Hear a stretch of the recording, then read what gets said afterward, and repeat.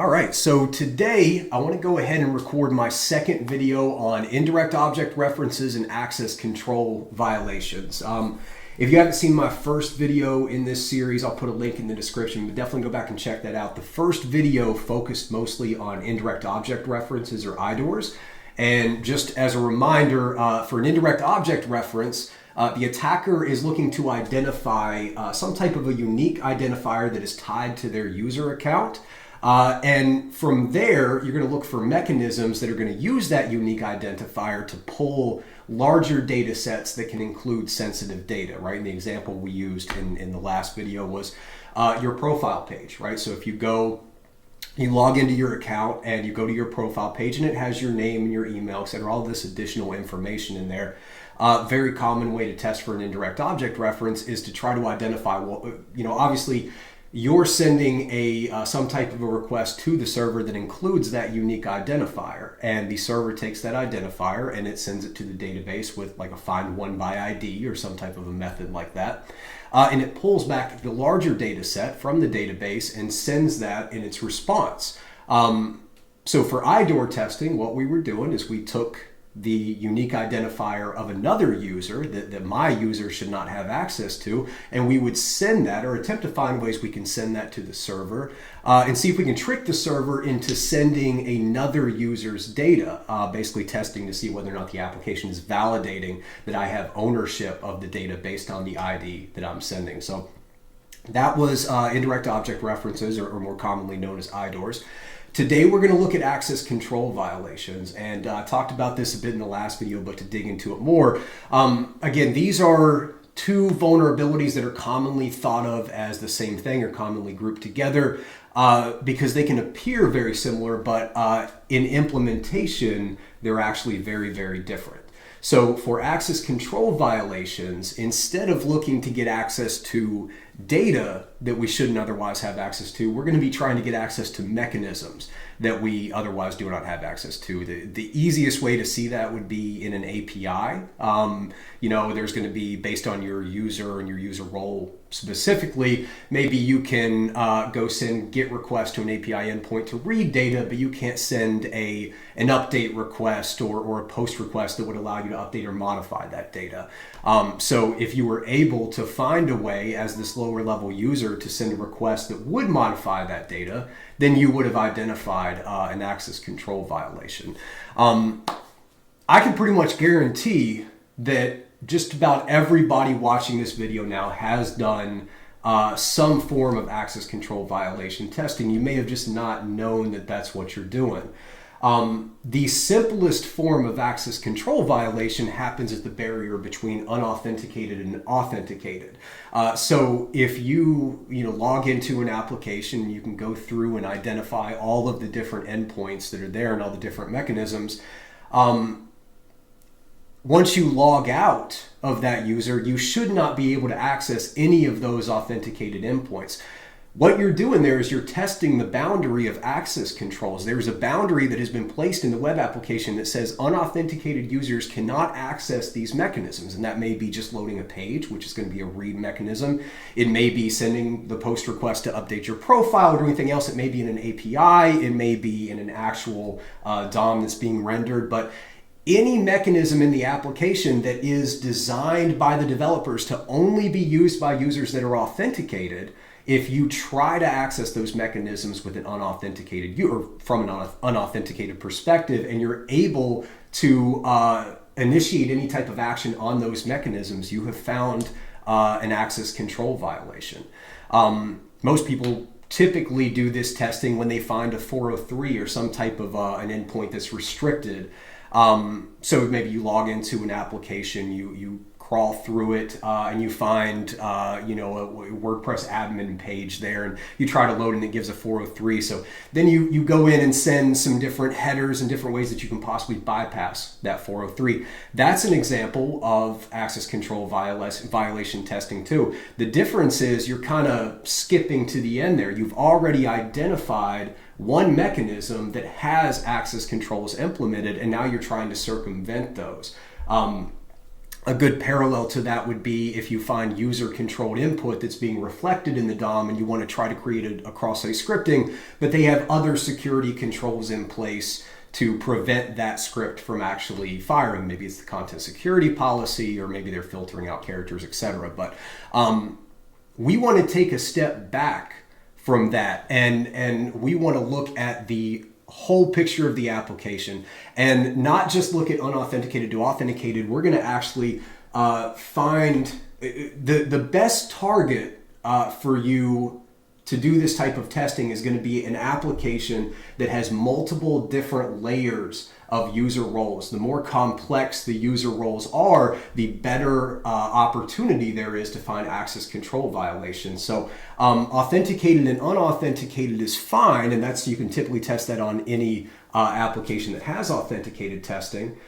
But what we want to find is something that has a user and maybe a power user, like a next step up from that, and then it has an admin, and then maybe even one above that. And then if there's an auditor as well, this is always a great opportunity for access control violation testing. If they have an auditor role or some type of a role that's meant to be an external user from the organization that can come in and read all this data but typically can't do any other actions like modifying the data or deleting data, creating data, etc. That is a fantastic target for access control violations because it is infinitely more complex than simply ensuring that a user is logged in. You know, you've got to think about that from the developer perspective. If you've got to maintain these access control barriers on all of your endpoints for 5, 6, 7 different roles, and each of these roles have different permissions and actions that they can do and can't do, it becomes almost impossible for the developers to accurately implement that across the board. And just like with indirect object references, it also becomes almost impossible for, not almost impossible, but it's very, very challenging for security teams to automate the testing of this.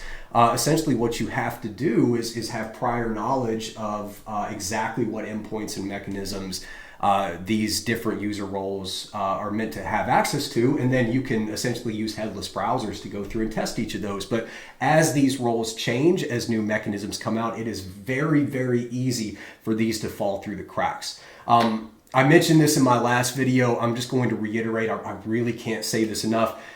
This type of testing, indirect object references, access controls, any type of testing that is manipulating the application as opposed to trying to get an injection vulnerability or something, this is a hugely overlooked aspect of bug bounty hunting, and it is the best way for you to find your first bug. I cannot stress that enough. This is the best way for beginners to find their first bug, to start getting traction on it. I went through a lot of reasons before about, hey, it's pretty easy to show impact. A lot of people don't test this because it's not necessarily fun. You have to take a lot of notes, etc.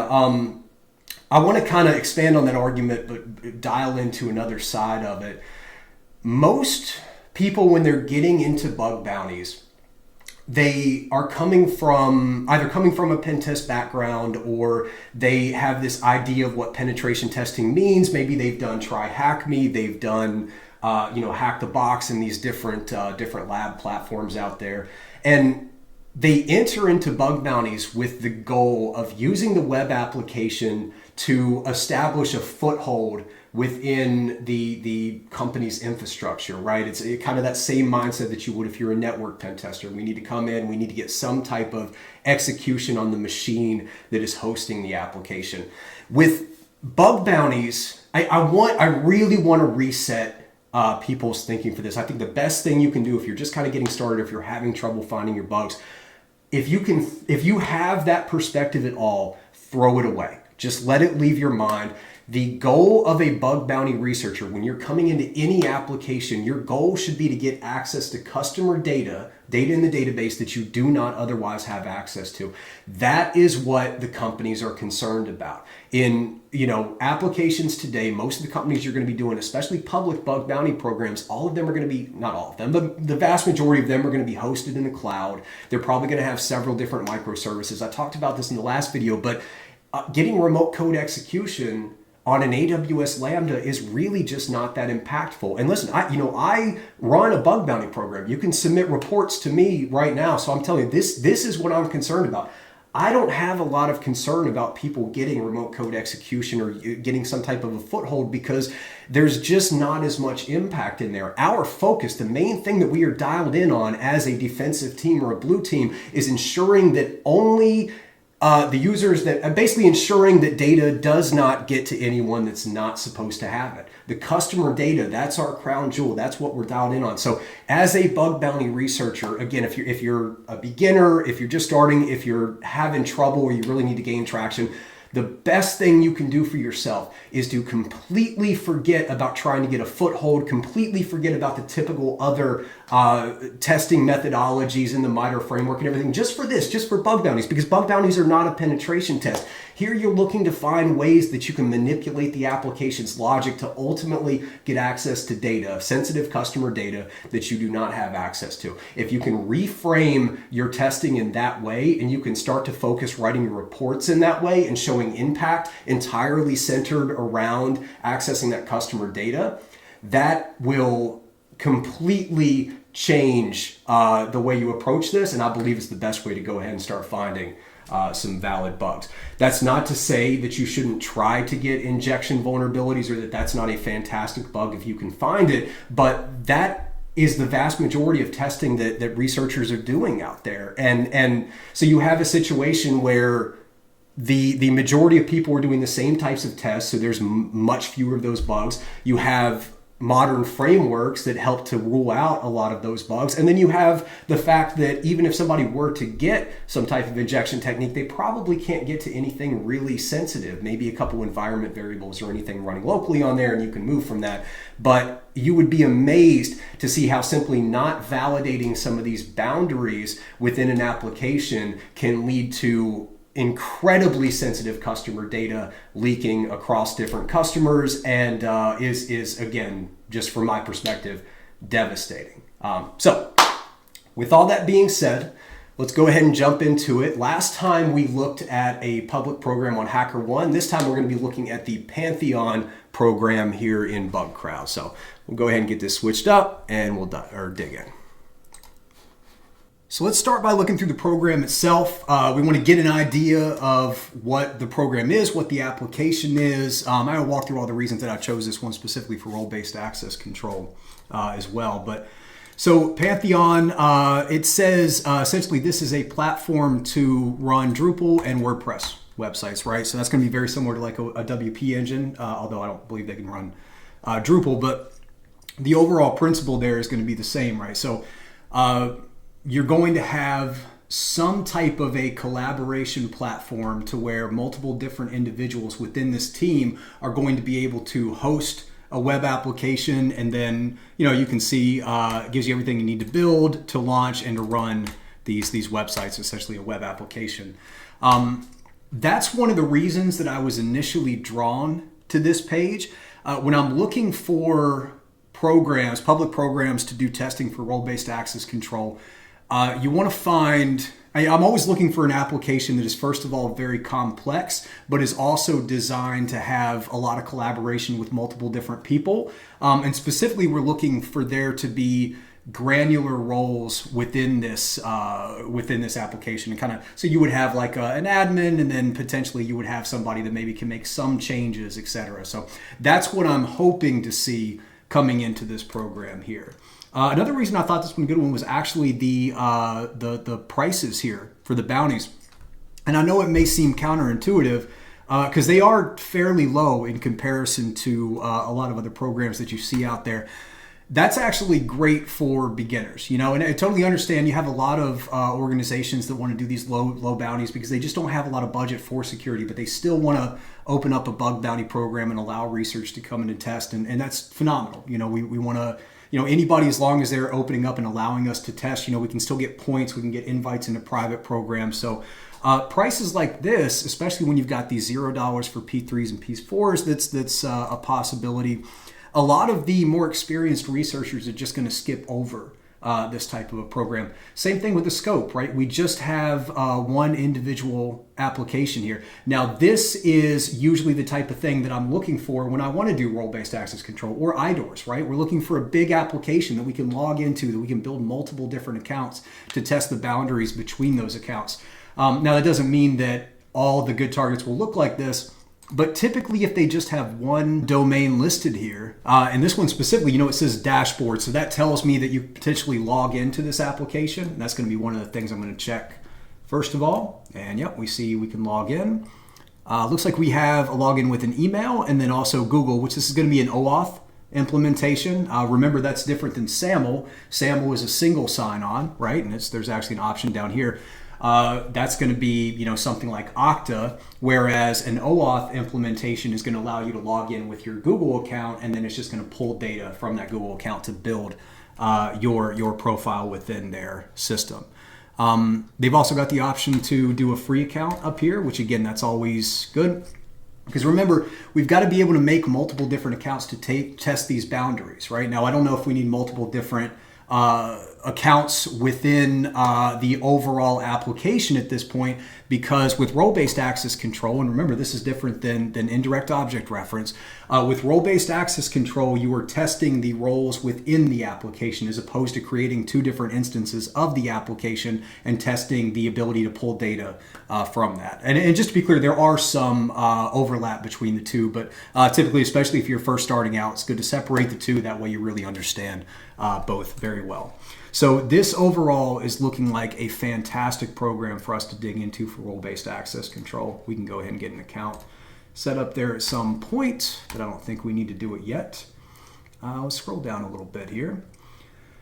Yeah, just a little bit more on the introduction. The scope, I do just want to call out, right? The only thing that's in scope is dashboard.pantheon.io, right? Any testing on any other asset, any other domain, including all subdomains, is out of scope. So remember, this company has been kind enough to allow us to come in and do penetration testing against their environment. So let's make sure that we are following the rules that they've asked us to. The last thing we'd want to do is bring a system offline or somehow disrupt their business as part of our testing. Right.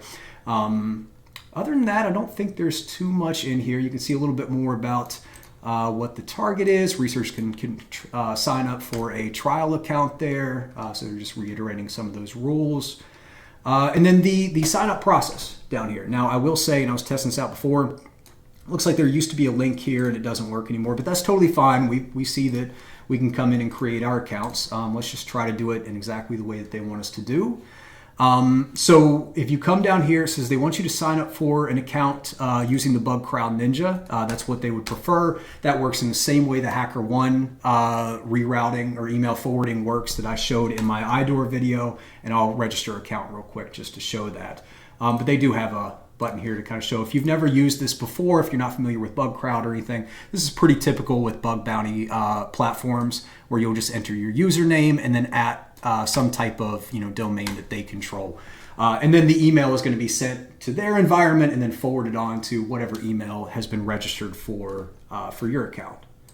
So I don't think there's anything else that we need to really dig into here, right? They have I think it's a partial safe harbor, which is great. Yeah, they do. So again, that just means that you can be a little bit more comfortable when you're coming in and doing some testing on their application. So at this point, I think we have everything we need. Let's go ahead and create our free account. I'm not going to go through the whole process of creating two different accounts, or at least show that in the same way that I did in my IDOR video, but I am going to start by creating two accounts because that may be something that we need later. But registering the account is very simple, right? So I'm going to start with Harrison Richardson. In order to do, you can see a couple examples here that I've already gone through and tested. So to register the account, you would just select, this is my username here within BugCrowd. Keep in mind, this is not a real account, just one I use for demos. So don't expect to see anything fancy in here. Although I did hook up my GitHub just for fun. But anyway, capital R-S0N.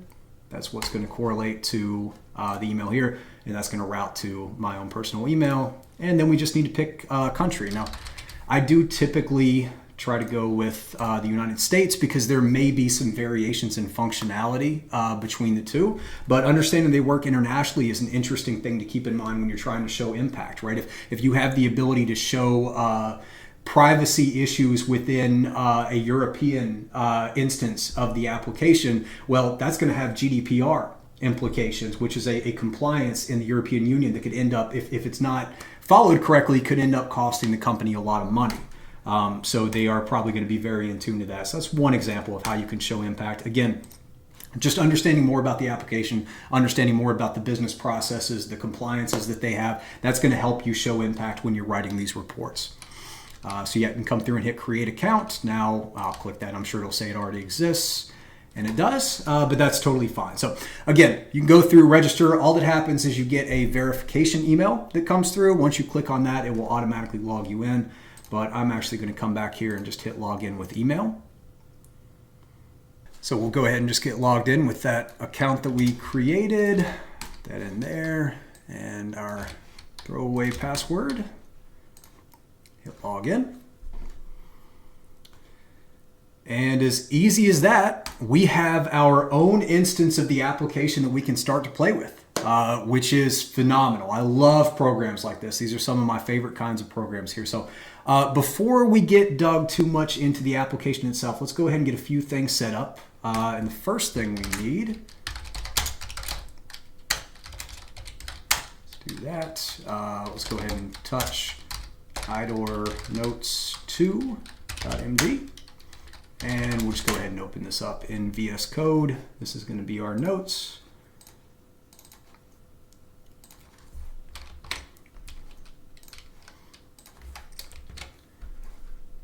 Program brought up there. Perfect. Just want to make sure I didn't misspell this.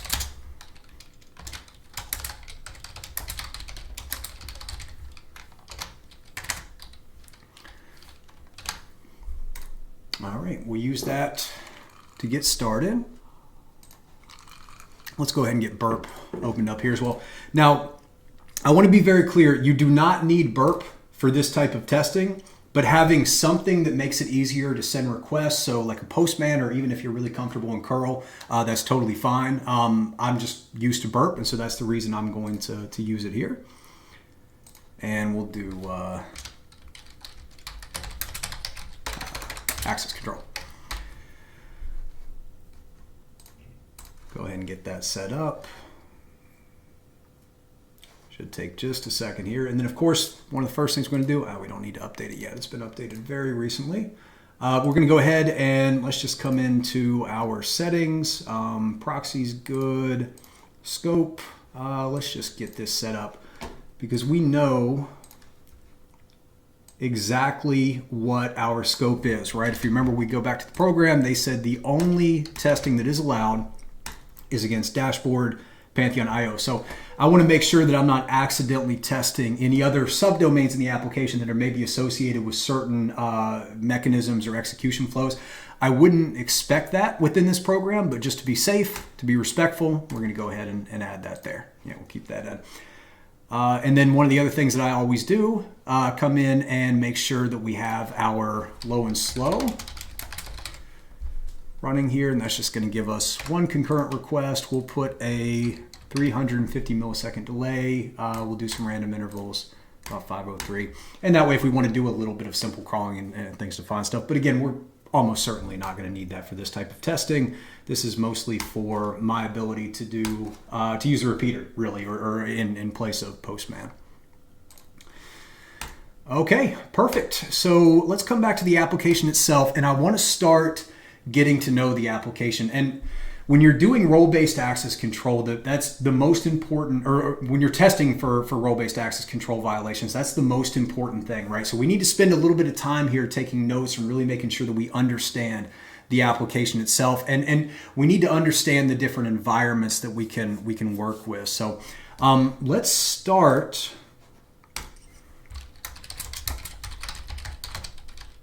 I'm going to start by just creating a section for our environments, and you can call these whatever you want. It's just a naming convention that I use, but ultimately when I'm looking at an application, first thing I do is, it's almost like if you're looking at a picture of the world, right? The first thing we want to do is we want to divide the world up into continents, so we can easily see, okay, here's the bodies of land that are supposed to have, you know, subsets and cities and everything else on them. And then from there, they get divided up more. You'll see the same type of thing here, where we start by dividing up individual environments, or you can call them, you know, you can really call them applications if you want, because essentially that's what it is. It's really multiple applications that live under this same domain here. But so looking immediately, you see we have this personal workspace. We can come in and we can get our personal settings. We can come in and make some changes to those. There's definitely some interesting mechanisms here. So it looks like this core application, which at this time I'm going to call a personal workspace, is one environment that we can do our testing in. So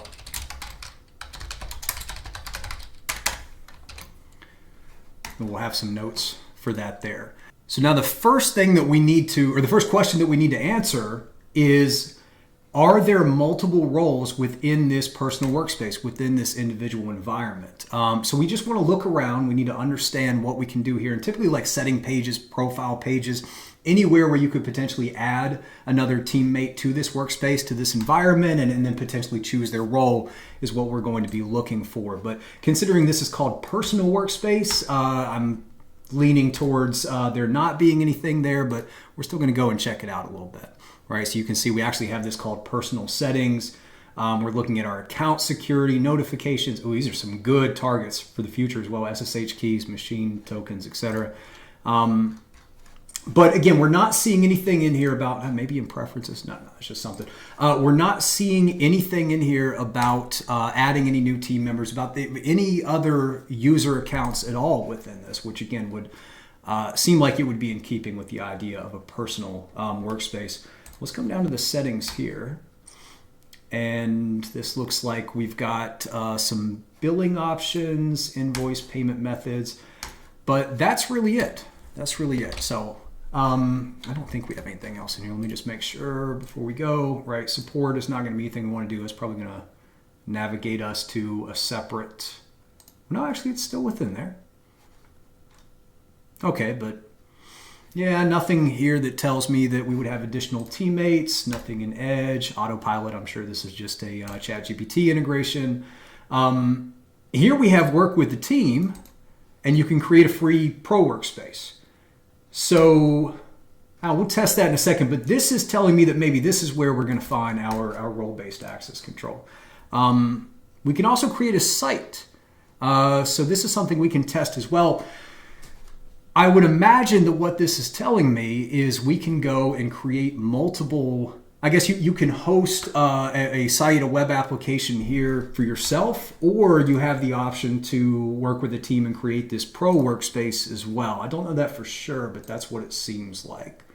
Then we'll come back to the home. So, okay. I feel like I have a pretty good idea of what's going on here.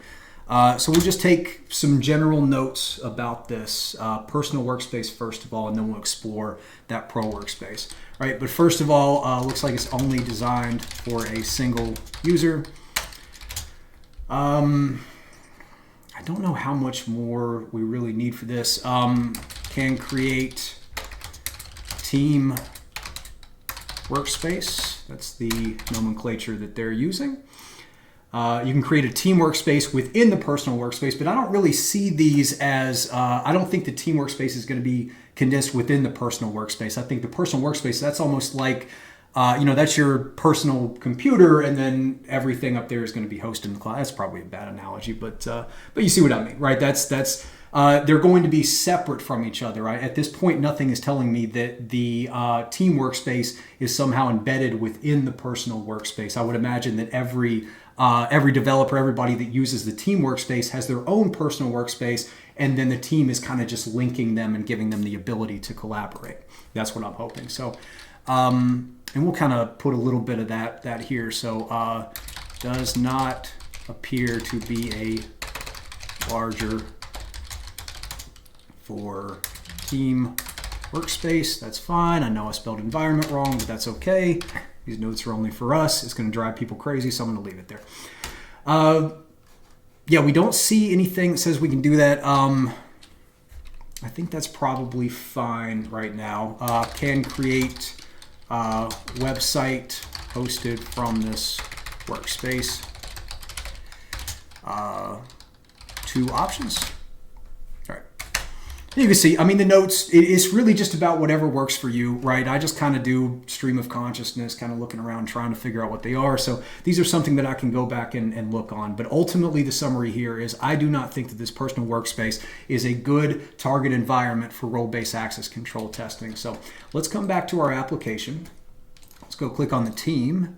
And we're going to hit create a free workspace here. And this is they're calling it a pro, a professional workspace. So I like that.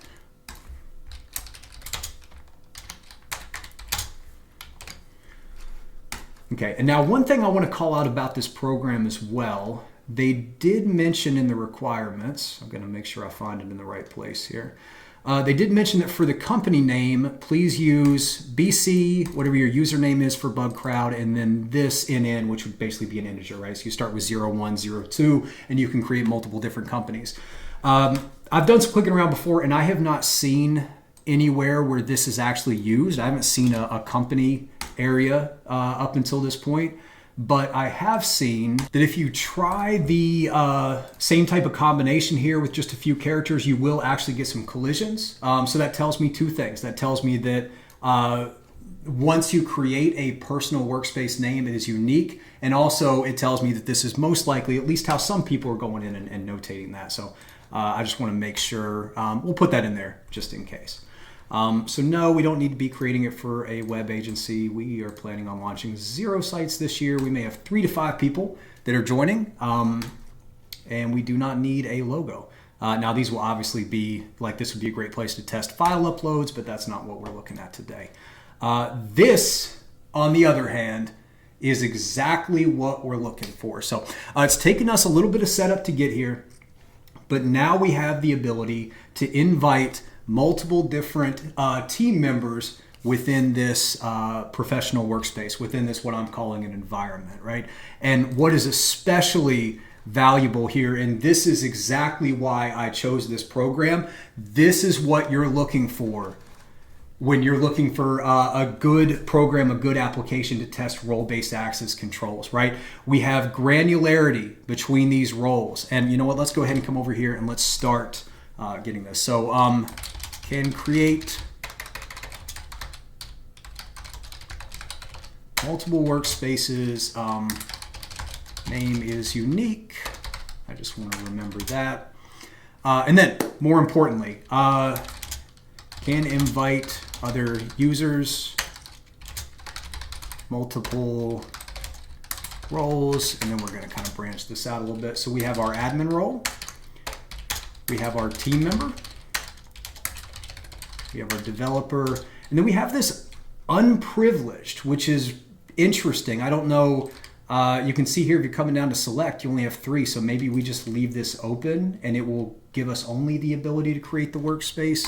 I'm not totally sure about that, but we'll do some testing about it. Not sure how you get a user there. Okay. So now we have our target. This is exactly what we want to do. So if we look over here with this table, they are telling us, they are pointing out individual mechanisms within this workspace environment and telling us exactly what these individual roles should be able to do.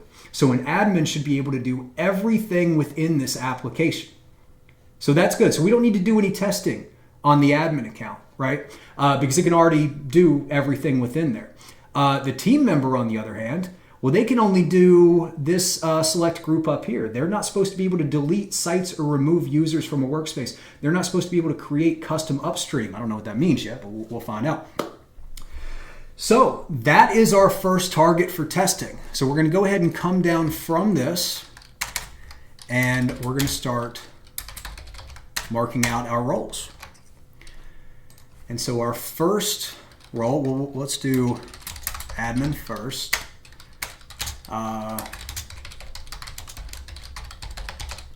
All right, can execute all mechanisms. So we're most likely going to skip over that for our role-based access control testing, but we're going to target the mechanisms that the admin can do that our other user roles are not able to do.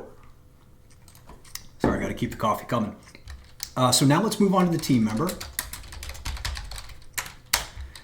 And here we have two different mechanisms. Can I copy and paste from this? I can. Oh, that's gross. Sorry about that. Let's just call these mechanisms to test, and we'll do that, as well as create a custom upstream. All right, so we're starting to get an idea of what our testing is going to look like. Perfect, so let's move on. We've got our developer now, and our developer has even less that they can do. And remember, when you're doing this, you want to start thinking about why these roles were created, you know, because there's always going to be reasoning behind this, and you can start to kind of pick out good mechanisms to target and figure out how you're going to explain your impact, you know. So an admin, they were obviously created to be able to manage everything within this pro workspace, so that's why they can do everything. A team member appears to be somebody who is more on like the DevOps side, right? So, and they probably have development experience. It's probably also going to be like staff engineers and things like that. But they can do just about everything here. They can create, they can access the dashboard, right? Work in dev, they can do deployments, do tests right here. They just can't delete things. They can't remove users, which is typically, right, admin functionality. You wouldn't want everybody to be able to do that. You want to have the principle of least privilege in there. The developers, their job is really to just create the code. And since this platform is built to host the application, obviously they can come in and do some coding here, but they don't need access to all of these. A developer is not going to need to actually deploy and test the code. That's going to be the job of these team members, which again are likely DevOps, infrastructure people. And then manage the site level team. It's just clear that when they created this, they did not expect the developers to have a lot of access. They didn't expect them to need a lot of access. So we want to just whittle that down to where, well, they can work in the environments, they can access the dashboard and create new sites within the workspace.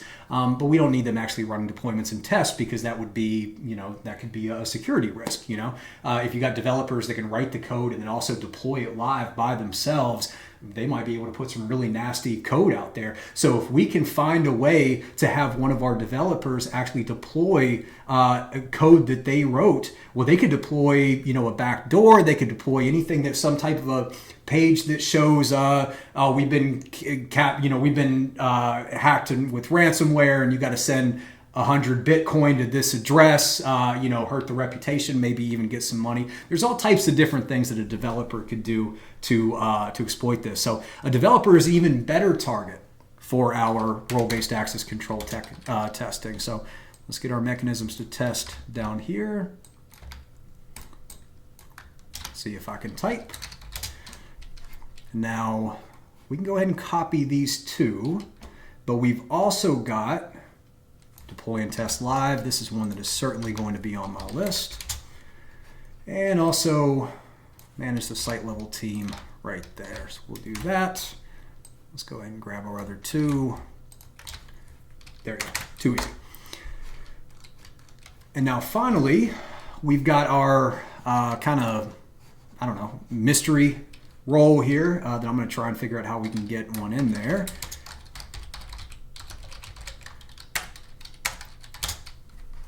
Now let's just do this. Okay.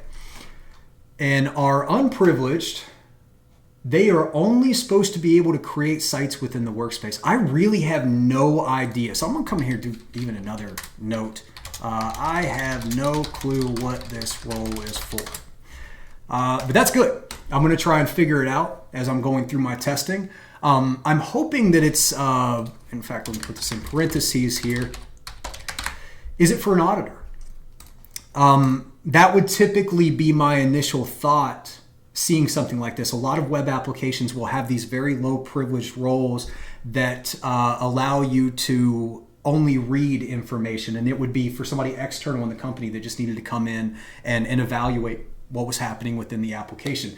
Now, if this check was down here at Access Workspace Dashboard, I would think that may be what this role was for, right? Because this is really the only read operation they're talking about here. But instead, the only thing they can do is a create operation.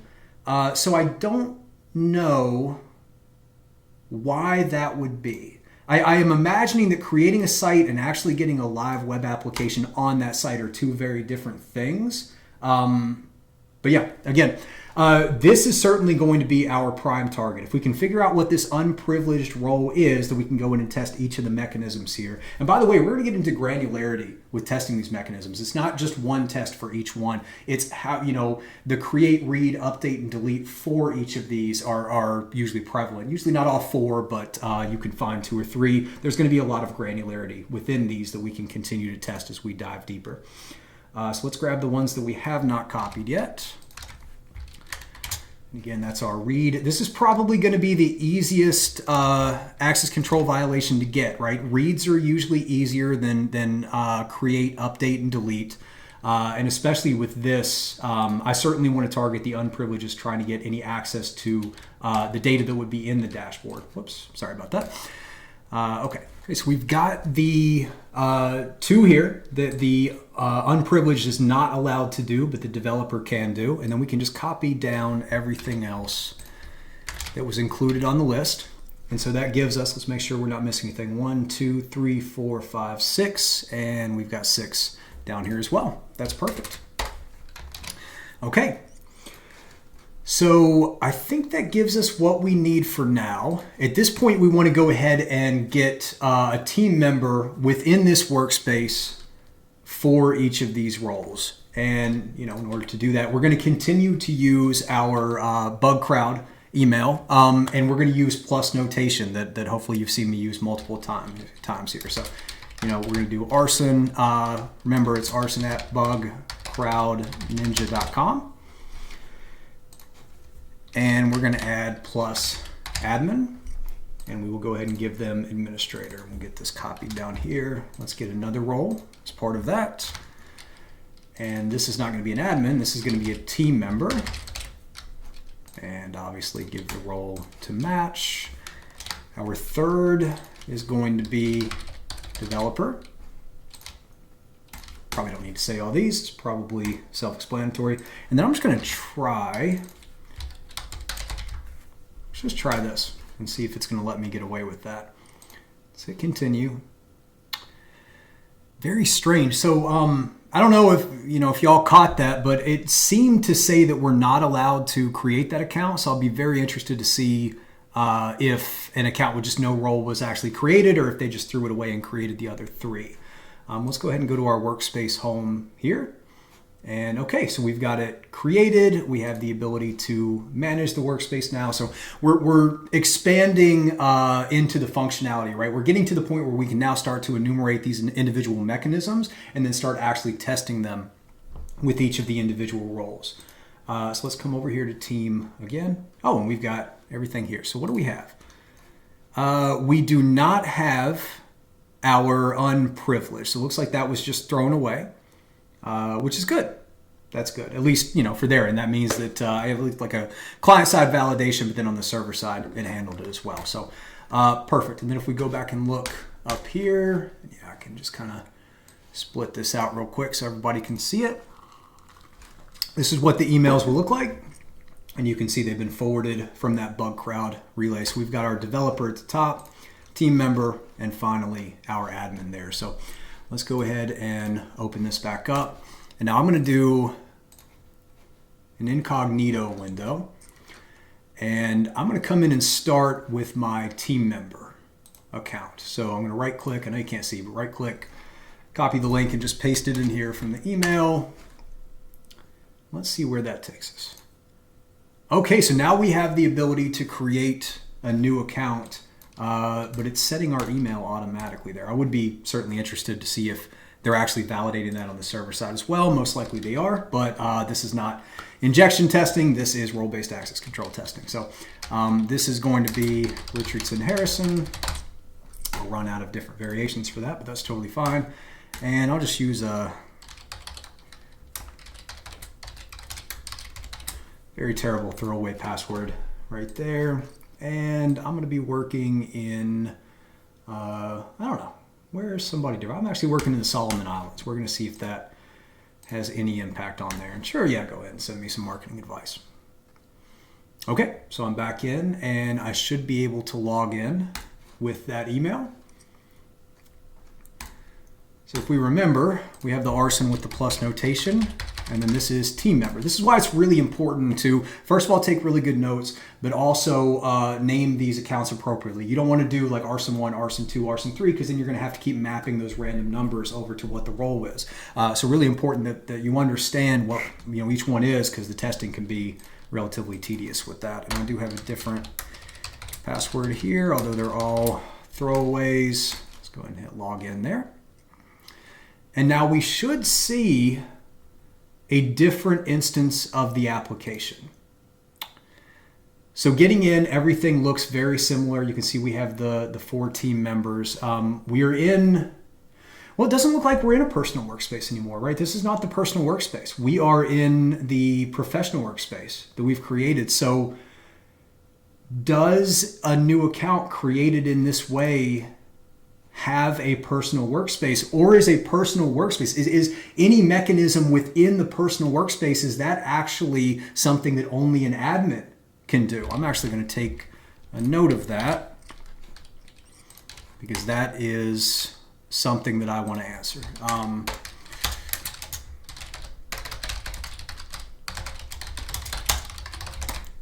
also going to get this off because it's too much light.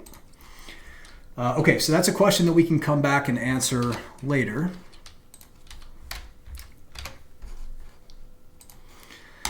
For now, let's just click around and see what's different. And specifically, I want to go into the team here. So this was my team member account. So let's come back over. Sorry to keep going back and forth. Let's come back over here and look at our team member. So the team member roles, they do not have the ability to delete sites. They do not have the ability to create custom upstreams again. Well, that's got to be something to do with this here that we can test later. But they should be able to do everything else, and that includes, adding team members, it appears. Doesn't look like we can remove any users from that here. And I don't see any mechanism to do that, so that could be a great opportunity to test. Let's actually get these side by side. Let's see if we can find these differences. Oh, the styling definitely doesn't like that. Yeah, and you can see here, so we have actions, it looks like, that are available to us, whereas that's not available over here. So let's see what that looks like. Let's go ahead and select maybe our team member here. I can change their role or I can remove. Okay, so that's giving us a little bit more granularity. Let's minimize that out there. And now we know that admins have the ability to both change other users' roles as well as actually delete them. And I don't see that functionality for anybody else. So it doesn't mention that here, but being able to change a user role is huge, and it makes sense that only an admin would be able to do that. So I'm going to add that to the list of each of these as well. Modify user role. And that's exactly what I was talking about, where when you get into the application, you're going to start to see that these mechanisms actually have a lot more granularity. So in this case, that is a delete operation being done on that user object. It's also an update modification on the user role contained within that user object. So we have identified another target mechanism that we can test here. And since it wasn't listed as part of the roles table there, I'm a little more excited about it. Maybe it's something they haven't really dug into from a role-based access control perspective. So that is very, very interesting. Are there any other major variations here? It's really just not going to work if we collapse it. Typically, I like to do it side by side. 2 monitors make it easier too, but that's hard for recording the video. But I don't see a lot of other differences. We do still have the ability to invite users. Let's come over here. Export members. I see that only an admin has the ability to export a CSV. I don't see that. And now I am making the assumption, because the team member, the reason I wanted to start with the team member is that is the role that is closest to an administrator. So I would expect that the team member can do just about everything that an administrator can do. And so I want to be really dialed into everything that that a team member cannot. And again, this export members, for some reason, is not available to the team member. So that's something that I'm interested in too. So let's come over and add that to our list.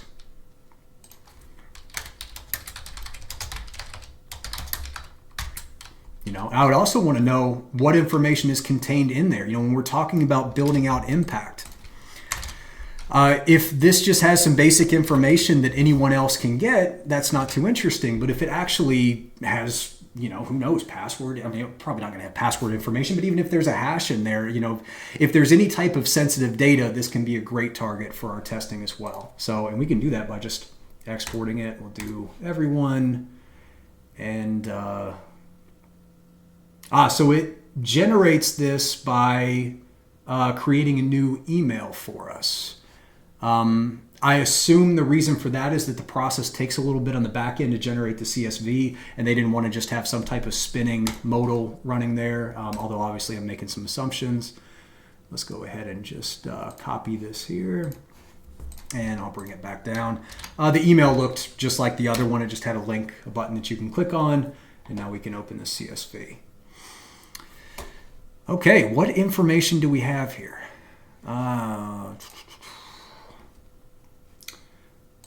This is most likely a user ID or an object ID. We have the roles here, so not a ton of public information. So if we do have the ability to bypass access controls and export this data as a non-admin, I'm not seeing a ton of impact here, but it's still something that we would potentially want to report. But you know, with any bug bounty report that we're doing, we always want to focus on the impact that it's going to have on the business. Okay. So at this point, I feel like we have what we need to go ahead and do some basic testing here, but I want to be clear and set expectations first. When I do this, I usually spend days going through the process that I've been showing for the past however many minutes. You know, I want to go through and find every mechanism, find every role, figure out what the role was supposed to be able to do, and specifically, as hopefully you've seen, I'm trying to figure out what mechanisms a role should not have access to so that we can go in and burp and actually do the testing. But for the purposes of this video, we have what we need. So let's go ahead and we'll move this over to the side here. And let's get another section for mechanisms. And now we're going to start looking through some of the mechanisms that we've identified for some good targets. So I've already said that the export users to CSV is one that I want to test here.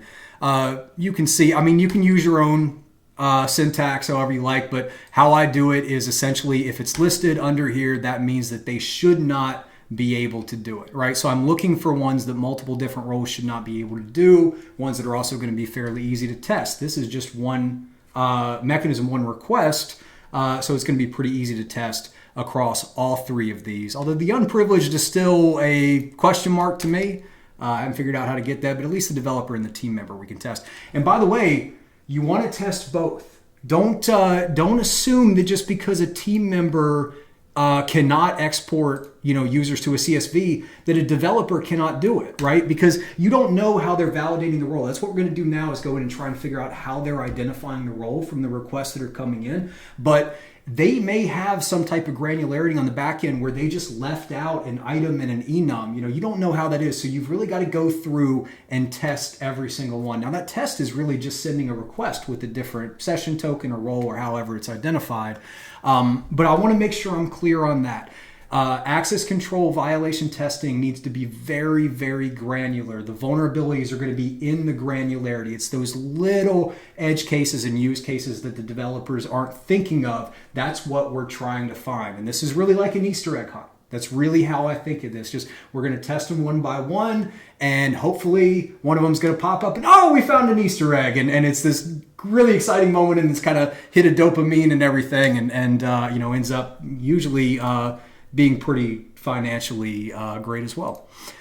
So that's the one that I'm going to start with, because this is super easy to test.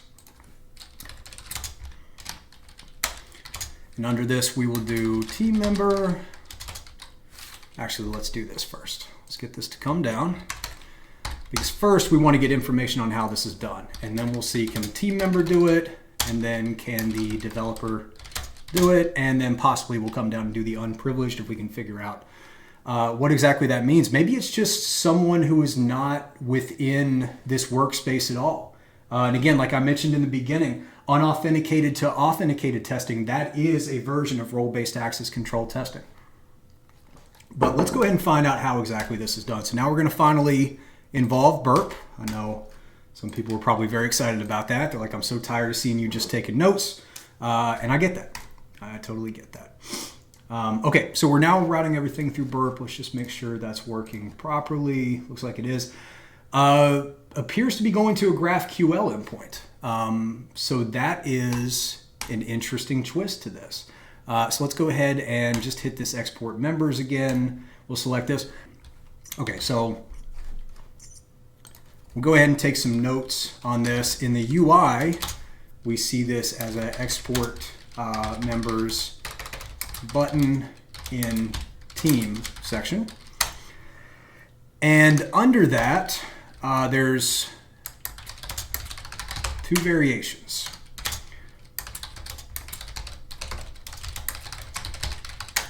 And we also have only workspace members, right? Because we don't know. There may actually be granular checks between these two.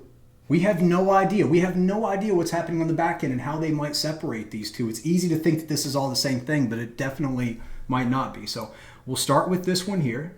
Let's go ahead and hit export CSV. And we're looking to link a mechanism to an actual HTTP request. And then we're going to tie that into a version of CRUD. And then we're going to check each one of those for the roles here. So that should give us the request that we need. And it does look like, yep, so this is a GraphQL endpoint is registering the trigger workspace export there. Looks like we've got a workspace ID. So here's another great opportunity for an IDOR, right? We can get two different workspace IDs. Are they validating that we actually own this ID here? Now, because it's a GUID, it's going to be much more difficult to guess one, but possibly we could exfiltrate it with another vulnerability, an IDOR, an access control violation. Export type all, I'm assuming that this is going to be the variation between the two, and we can actually test that real quick. Let's go do an additional one. That's not the right role. Oh, I wasn't the right role in the first place. There we go. We hit export members again. This time we will do only members workspace, and I would certainly expect the next request here. It does. Okay, so we have essentially what looks like an enum here for the export type. So this is, and have this all going to a GraphQL endpoint is interesting because it does kind of consolidate how these requests are being processed, right? So the way a GraphQL endpoint works, and it was developed originally by Facebook. So as opposed to having all of your different requests going to, actually we can come over here and take a look at the sitemap, right? So if we look at the application itself, it's got a surprisingly small sitemap for being such a large application here. And we can see that we have this main GraphQL endpoint, and this GraphQL endpoint has several different queries that are going to it, right? So if we click into this, we come down, you can start to get an idea. Let's maybe just send this to repeater so we can see it a little easier. But you can start to get an idea of what the syntax looks like. So usually there's going to be some type of operation that's being performed. So here this is going to be the CMS indexed site list. We're passing a couple of variables to that as well. We've got the workspace ID and this null cursor value. And then we've got the query itself, which has its own GraphQL language. And this is what is going to be used on the back end to go and manipulate the data in some way. So at this point, this is likely just a read endpoint. But again, like I said, it consolidates everything. So you can see all these different operations, current user ID, which just returns the current user ID. This looks like it's initializing the application entirely. This is a great query that has a ton of information. But each of these queries are going to be handled from a role-based access control perspective in the same way, almost certainly. Now, there may be logic within how the database queries are processed to where you can access data, and there's an entire different methodology for doing testing to try to exfiltrate data from a GraphQL endpoint like this, but it's going to be outside of the scope for this. So just like in the first video that we did, where we ran into having a JSON web token that we thought we'd be able to exploit, kind of went down this whole path to find out that it wasn't even being used. Here's another great example of why just doing some good enumeration beforehand is really important, right? Because I've gone down this whole path of trying to find all of these different roles and everything, come to find out that it's all going through a GraphQL endpoint, which is going to make it much more difficult for me to find a role-based access control. If these were all going to, like if it was a read endpoint to, let's just come over here and pretend, you know, an ideal scenario would be instead of doing a GraphQL query for this, what if this was just an endpoint name? And you know, we would have a GET request for that endpoint, and this would return this site list that we're looking for. And then maybe there was a post request that allowed us to manipulate the data. So we would possibly create a new site list, add something to it. And then there was also a, you know, I don't know, a put request. And this would do something different than the post request. If the post request, you know, updated something, then the put request would put a new site into the site list, right? And each of these would have different queries.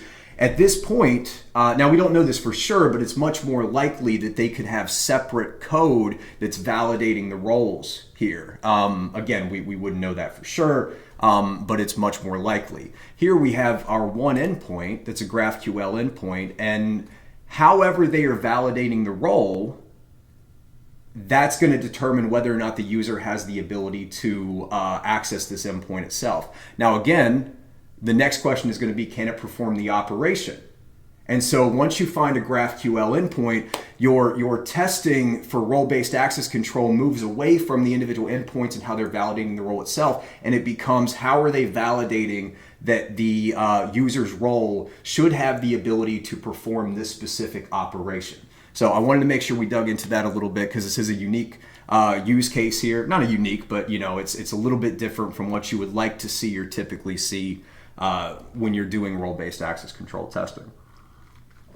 So let's go back and take a look at our original request again. And we want to start minimizing this. Let's actually get some new ones set up, because it's possible that my session is no longer valid. Oh, it looks like it could be okay. What happens if I send this again? Okay, good. We're still good here. I've been talking for a little bit, so I thought maybe my session had gone cold. But okay, so just like in the last, in the IDORs video, we're going to start by minimizing this request as much as possible. And we need to find out how they are validating the role with this GraphQL endpoint. Looking up here in the cookies, it's almost definitely going to be where it is. We do have like a unique code down here, and I can, you know, this says trace parent, so most likely this is a trace ID for some type of observability team on the back end to be able to follow where requests are going through their application. Yeah, so it's almost certainly going to be up here. Down here in the GraphQL, I'm looking down here in the arguments and the variables as well, because it's possible that they could have some operations as well that say, okay, well, does this role have the ability to do the trigger workspace export? And then it could have an individual user ID down here that would tie it to that, but that's not what we're seeing. We're seeing the workspace ID that's been consistent across everything. So that is almost definitely a unique identifier for our the pro workspace environment that we have created here. So again, everything that I'm seeing tells me this is going to be in the cookies. Let's get rid of these tracking cookies. Looks like we've got a ton of different tracking cookies. I don't care about that one. We'll leave the CSRF for now. Remember, anything with underscores in the beginning is almost definitely going to be a tracking cookie. I don't want to say almost definitely, but 9 times out of 10, it's going to be a tracking cookie. This is just an interesting cookie that I may leave in there for some injection testing if I have some time, but Let's see. Okay, so we've got the session itself. We've got an AJS user ID and group ID. I'm guessing those are probably going to be for some type of tracking or client-side library as well. But let's just see. Let's see if we can still get the same response. And we can. Excellent. Well, I'll remember this is here, but let's get rid of it just for the sake of it. And then I'm pretty confident I can get rid of these two as well. Okay, and it looks like, now whether we need this CSRF token or not is unclear, but it looks like the way they are validating the role or way they are identifying the role is through this session token. Now we do have a %3 alpha there. Let's send this to the decoder and see if we can figure this out. Go and just do a smart decode. That's going to get rid of our delimiters there. So we do have, it looks like some data stored within this cookie. The colons here that you can see are URL encoded, sorry, is %3 alpha there, are used as what's called a delimiter. So they're separating some unique values. So we've got this code here, and then we've got a colon, and then we've got another GUID, and then we've got this additional unique code that possibly, no, that can't be base 64. I don't know what that is. That just looks like some type of unique code. It's not a hash that I would recognize. Yeah, just some type of programmatically built sequence. But, so the question I'm asking myself is, how are they validating the role, like I mentioned before? How are they identifying the user? How are they identifying what role is trying to perform the operation and then going in the back end and saying, should they be allowed to do this operation? Now, when I originally saw this, I thought that what they were doing was just taking a generic session token and sending that back and essentially using the session token to query, see who owns that session token. From there, what's the user, what is their role, and then use that to identify whether or not they should be able to do that operation. But now that I'm looking at this and I'm seeing it looks like data is stored in here, I'm wondering if we could actually modify this cookie itself. You know, what I'm hoping is that this is a workspace ID, and then we have the colon as a delimiter, and then this is a user ID, and then this is potentially some type of signature to make sure that this is validating the integrity. So just like with the JSON web token, but I truly don't know. This looks like a custom implementation, although somebody may be screaming at the screen and saying, I know exactly what that is. And if you do, let me know. But I have not seen this before. So to test the theory, I'm going to go and copy this, if I can do that. And I'm going to come up here to burp search, and I'm actually just going to search for that. And let's see where it's been showing up. So it is showing up in the cookies here, and we're seeing this ID also come back as part of the user. What's the operation? Okay, so when we do a query for current user ID, then it returns and gives us this ID along with the user. So this appears to be our user ID. To test this a little further, I'm going to come up to the top, and I want to leave out any request or response header. So I don't want to be pulling this from the cookies. I only want to see where this ID value is being used within requests and responses, because most likely that's going to give us more insight into what that value actually is, just like what we see down here. So let's run our search again, and we have dropped it down a little bit. We have a couple matches down here.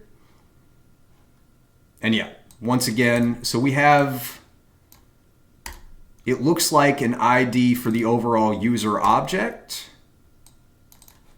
And then within that, we have this other user object that looks like it's designed to be returned. So that's interesting. I don't know why they would have to repeat it there, but I think it's pretty safe to say that this is our user object. So we're going to come back over here to our notes, and we need to actually completely rethink this. Because we're not really, we're still looking at mechanisms, but not in the same sense.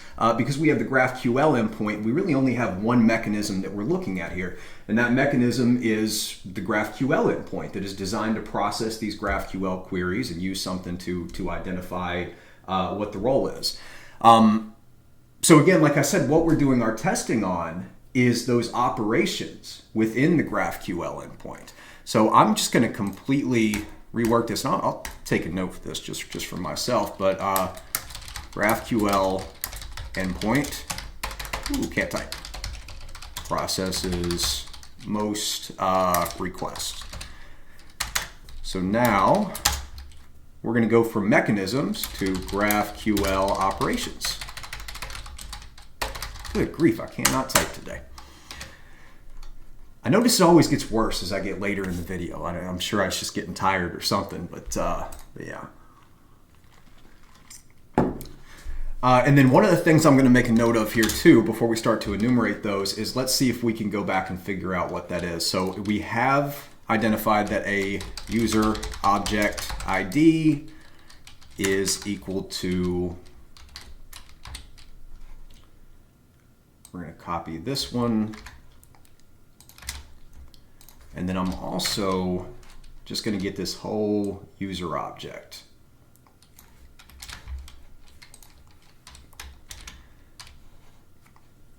And again, we may end up doing more with that later, but right now this is just going to be a note so that I remember that this is contained within the cookie. So let's go.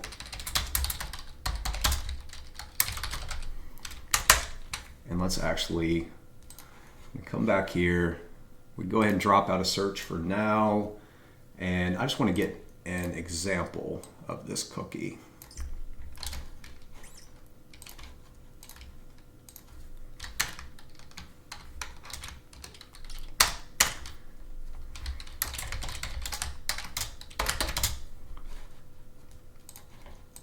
And last piece here, we're just going to get it decoded.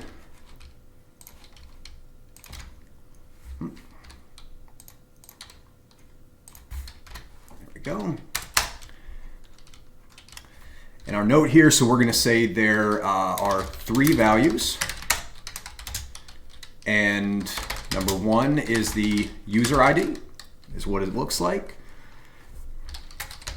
Number 2 is what we need to find now. So we have another ID. We're going to do the same thing that we did before. We're going to come in and copy this. Burp search. Paste it in there. I do not want to look for request and response headers. And now this value is not returning anything. Let's see, maybe just in request and response headers. I would expect to just see it showing up within that. So this is likely a session token. If we don't see it being returned anywhere else, it's likely a session. So let's come back down here.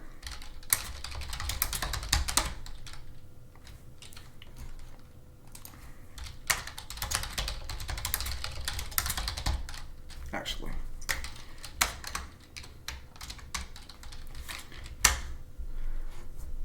Okay, so let's go ahead and save that. And then for the final piece, I do believe that this is some type of signature. So we can do a little bit of testing just to find out. Let's go ahead and make sure that this is still returning. It is. Out of curiosity, let's see if we can send it without the CSRF token. Cleaner. Okay, it doesn't need the CSRF token either. That's good. Okay, so here we have our user ID. Let's see if we can modify any of these values in either the user ID, what I think is a session token, or just this unique value over here. I'll start by just getting rid of one. This should look very familiar with the JSON web token testing that we did, and we're getting not authorized. So again, we don't know if that's not authorized because of the entire token not matching, or if they're doing some type of verification with this. Let's see if we can make any other modifications to it. Can we change this 9 to an 8? What would be better is if we found another valid session token, and that's something we can maybe do. But it doesn't appear to be possible. So we'll just change this to a 1, see if that affects it. Yeah, once again, we're unauthorized. Okay, so one of 2 things are happening here. Either they are pulling this user ID out of the session token and then validating the role based on that session token with the operation, or they are taking the entire session token, as I mentioned before. They are reaching back into the database and finding out what user currently is assigned that session token. And then from there, they are pulling the role out and then validating whether or not that user role should be able to perform this operation. The only way that I can think to test this would be to get another valid user ID that should be authorized to perform this operation and replace this user ID value. If it still works, then that means they're pulling the user ID out, and we can possibly swap the user IDs, although we would have to exfiltrate them from somewhere. But that's really our only option. Otherwise, this is going to be strictly just a session token, and at that point, we're just going to need to run through each of the roles, each of the operations with each user, right? Just get a valid session and go through them, which is totally fine.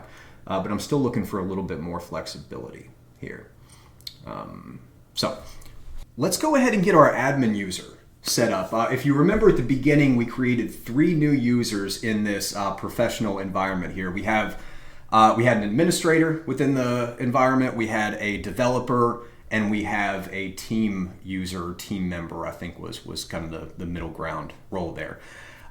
We've activated the other 2 because we were looking for lower roles, but now we're looking for a role that matches the one that we have. And it appears that there's really no difference between an administrator role and the role that you're given when you create your own personal workspace. It appears that you essentially have all the same functionality there. So at least from everything that I'm saying. So let's go ahead and get our admin user created, and then we can come back. We're going to keep everything else about this session token the same, but we're going to try and replace this with their user ID. And then if it's still able to go through, we know that if we're able to, we know that we can easily test this by adding in different user IDs, and there's possible to get some additional functionality instead of just going through and hammering them with the with the different roles.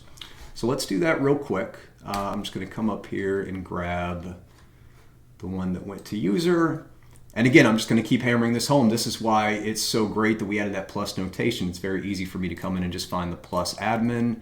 I'm going to copy the link address here, and let's go ahead and get that activated.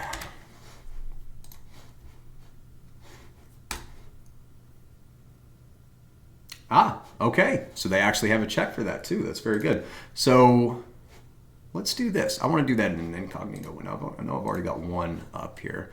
Let's just throw that one away because we don't need to be testing with another role. And by the way, one of the very challenging things about role-based access control testing is just kind of managing the different roles and knowing which tab you have. I'm sure you've seen me swap back and forth a few times. I'm intentionally leaving that in the recording here, but that's why testing this type of stuff with groups of people is fantastic. One of the best things that you can do when you're first starting, get a group of 3 or 4 of you when you find an application like this.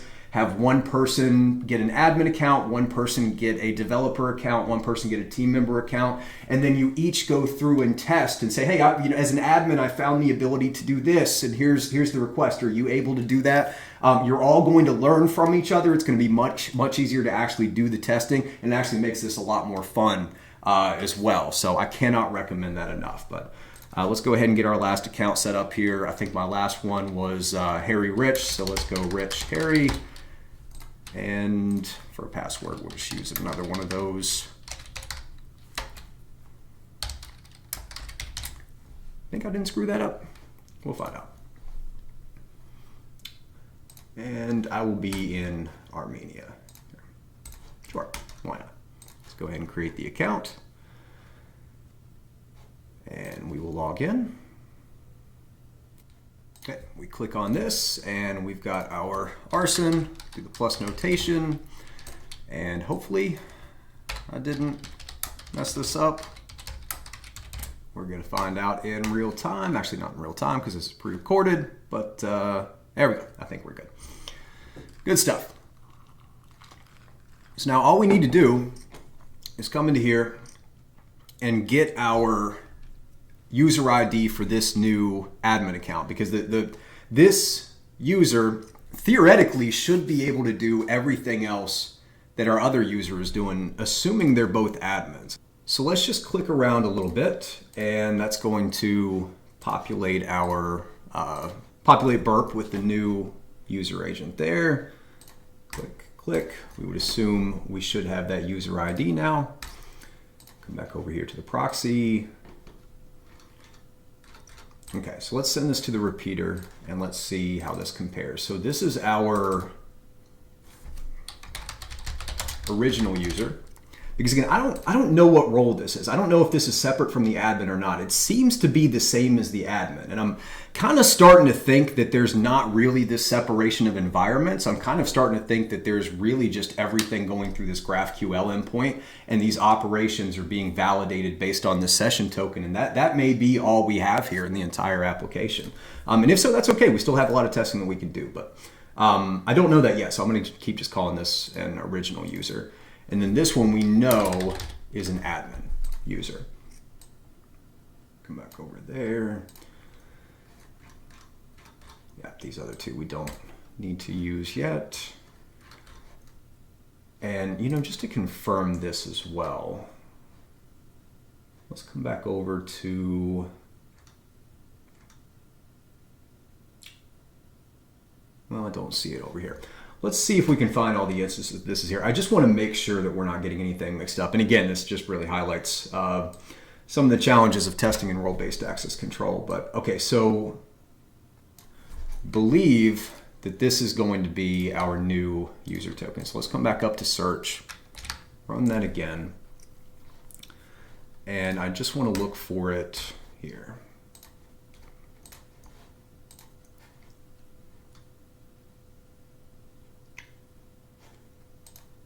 Well, and at that point, okay, here we go. So now we have confirmed that this is our second user ID, and I'm going to come, well, I'll just grab the cookie. That's going to be easier.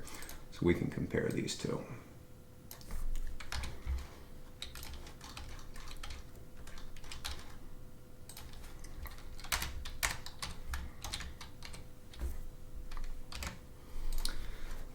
Okay. So looking at them back to back, remember the %3 alpha is our delimiter there. So we believe our user ID here. Do we have anything matching in the next section? We don't. So that is going to reinforce the idea that this is a unique session token that's generated every time. And one of the ways we can test that is just to log out and log back in, but I don't really feel like it's necessary to do that right now. So the only test that we have to do now before we're ready to start testing each of these operations is to come in and take our user ID from this session, copy it over to our original user. Now let's make sure that this still works. Our session hasn't been invalidated. And we're just going to replace this because we know that this is the user ID. If we send that, we are not authorized. Okay, so that is everything that we need to do to test how this role is being validated. At this point, it doesn't really matter if they are taking this user ID out, if they're looking at the entire session token. It's possible that they are taking this user ID out, but first they're validating this signature. Again, I'm guessing it's a signature, but they could be doing some type of integrity check to make sure that we haven't tampered with this. It could take the user role and validate whether or not it has access to the session. Oh, actually, that's one more thing that we can do here. Let's just see. We'll keep everything the same, but even if this is the case, we're going to have to steal the session token to be able to do anything anyway. So there's probably not any way that we're going to be able to manipulate this. And now we're still getting it unauthorized there. So, okay, so now we have our answer. Let's come back over here to our notes, and with the GraphQL operations, they are validated with session token to user to role. Actually, let's do this a little. All right, this just makes a little more sense to me. And I want to make sure I'm clear. Operations are validated. Okay, it's taken us a while to get here. There's a lot of cuts in this video, so it's taken me a lot longer than however long you've been watching this video to get here.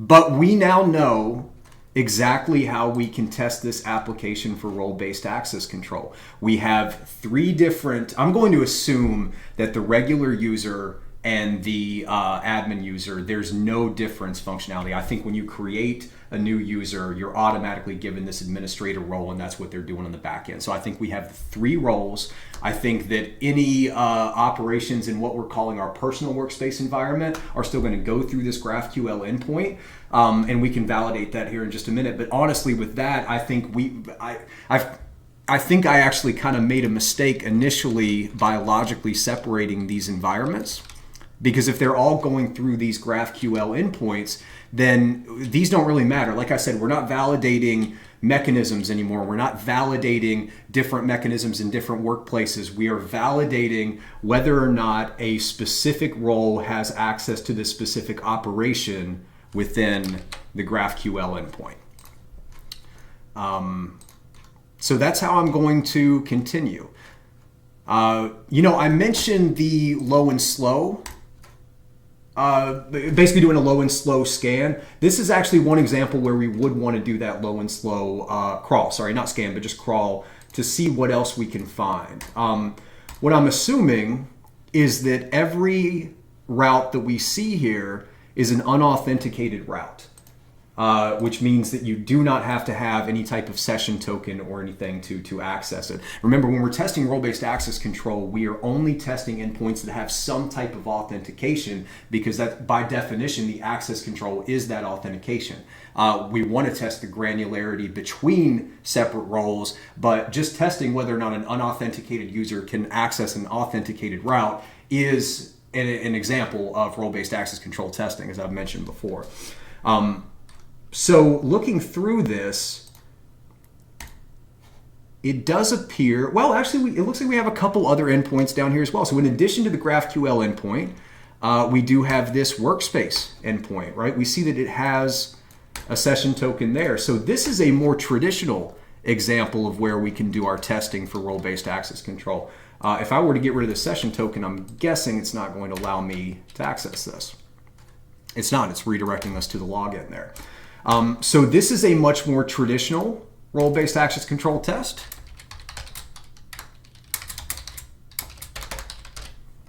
Just call it role-based access control test for now.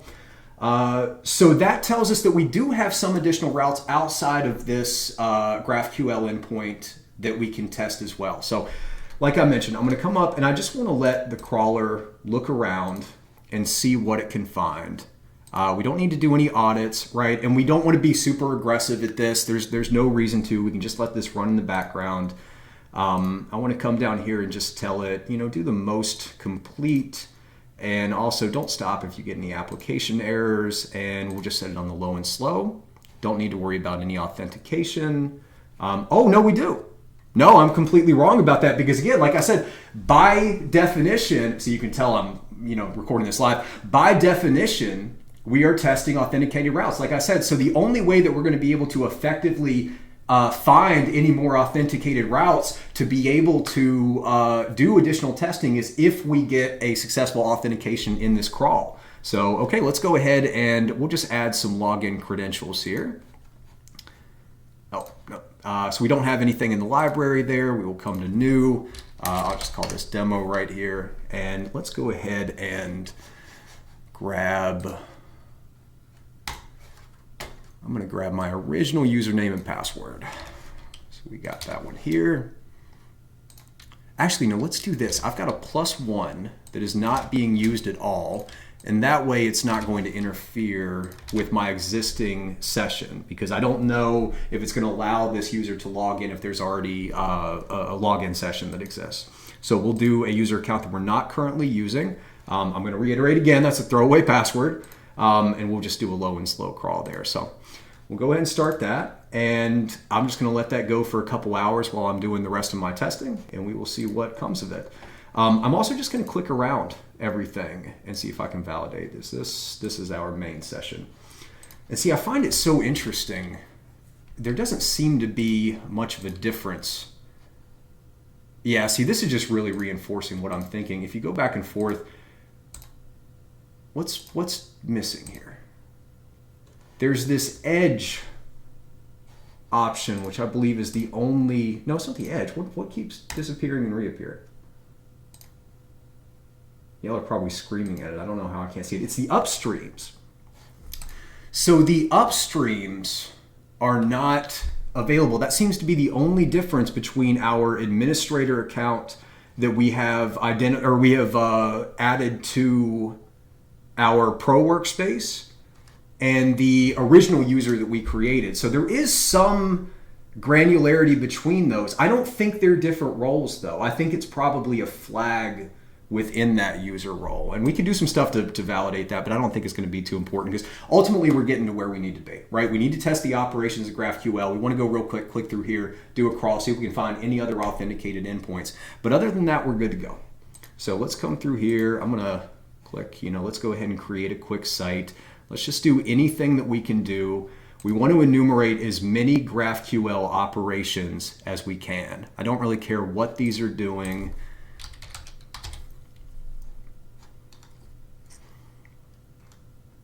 This is actually going to be creating a site as well. So I'm going to do the BugCrowd 01 nomenclature again. We do still have a personal workspace and our professional one. I still can't tell if there's any difference between those two, but it doesn't really matter that much. Let's go ahead and close out of that. We'll create this. I just want to see how this is done through the actual request. Looks like it's processing, takes just a minute there.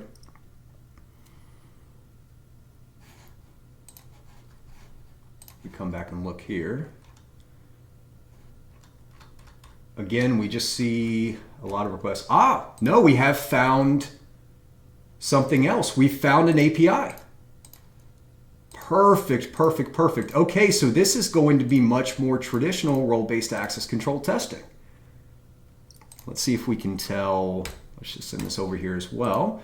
So we have the GET request, but this API is going to have all the other functionality that we have. Now it looks like it's still validating it with the session, but each one of these individual endpoints is going to be another target. So if we see anything within this API that that the granular user roles should not be able to do, we can go and test those. That is very interesting. We have a read. We have right here a post that looks to really be doing a huge create on the back end, a huge create operation there. Let's go back over to our notes as well, because I know we looked at this. What we just did is we created a site. So now the mechanisms here that we were looking at do come into play. And I want to actually find out who can add sites. Here we have delete, or who cannot rather, right? So a developer should not be able to delete sites or remove users, delete sites. We don't have anything about creating sites. Let's go back to our user roles here. If you remember, we went to create a free pro workspace. We'll just put whatever we want here right now. Just get something that works. No, because we're not going to complete this process. We're not actually going to create it or store anything in the database. I just want to get here and come back to this. So does it say anything about creating a site? Creating a site from a workspace. That is the one thing that everybody can do. Okay, so it is interesting. Let's come back over here. It is interesting to see that this is done from a separate API, but there's no possibility for us to test role-based access control here because all of the roles, even an unprivileged role, should be able to come in and create a site here. I'm actually surprised to see that. That's you would imagine that something so resource intensive would be something they would lock down. I'm trying to totally understand the business case for that. I'm certain they have many. But unfortunately, that takes any calls in this API that are associated with creating a site out of play because all of our roles are going to be able to access these. Now, there may be other calls to this API. And one of the things I would definitely start doing is fuzzing for any hidden endpoints that might be behind this API, or might behind this API directory here. So let's come down to engagement tools, and I'm going to hit discover content, and we're going to come over here. I want to do a custom file list and directory list just to test for a couple different things. And we'll go to SecList.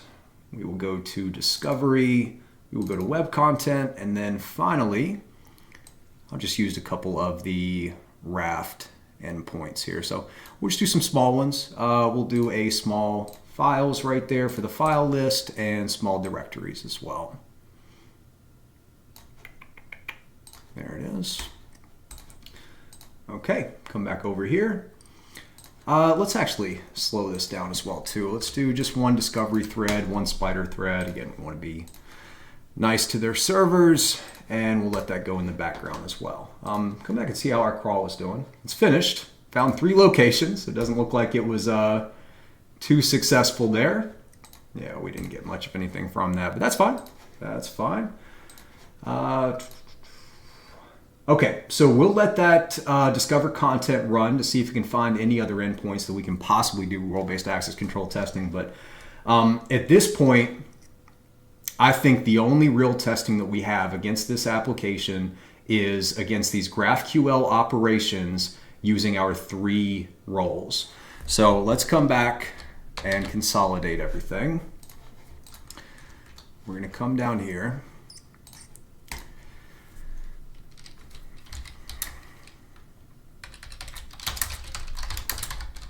So we're going to get our session tokens. We're going to get one for each user role, right? So we have our admin.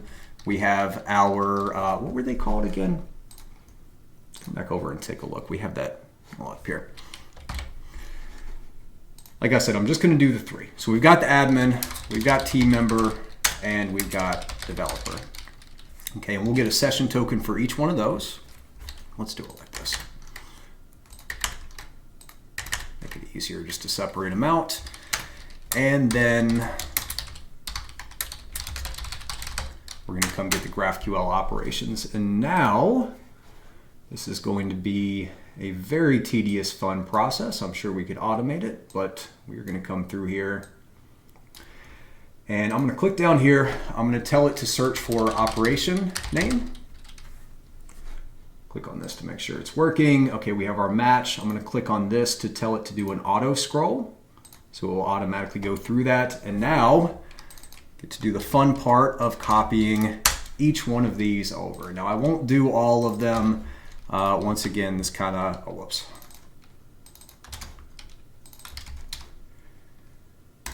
This, I think, does a good job of showing why a lot of people don't do role-based access control testing. You know, again, I don't think when people think of a traditional hacker or whatever you want to call it, they don't think of what I'm doing right now. But in modern applications, I'm going to keep hammering this point home, the real vulnerabilities, the real bounties that you're going to find are going to be through causing data to leak in ways that it's not supposed to. Modern, especially if you're looking at specific type of companies, which we will talk about a little bit later, about what types of companies are good targets for this type of testing. But okay, that'll be a good little collection. Now you see, I want to come through here. If I was really going to go through and test this application thoroughly for role-based access control, I would meticulously copy down every single one of these operation names. I would want to click every button in the application. I would want to run Intruder against this as well, right? We would take a valid one of these here, send it to Intruder, and I would actually want to fuzz the operation name itself. You know, I can go and find a word list with different known GraphQL operations and hopefully find some type of a response, whether it's the status code or something in the server response that tells me that that operation actually exists as well. But I would want to find, gosh, I can't talk. I would want to find every different operation that I have within this GraphQL endpoint, because it really seems to be our only opportunity to be testing for role-based access control within this application. And then we're just going to have to run through each one with a session token for each and see how it responds. So let's come back over here. And for each of these, we'll do A, T, and D. And we'll just do yes or no. Let's copy this here.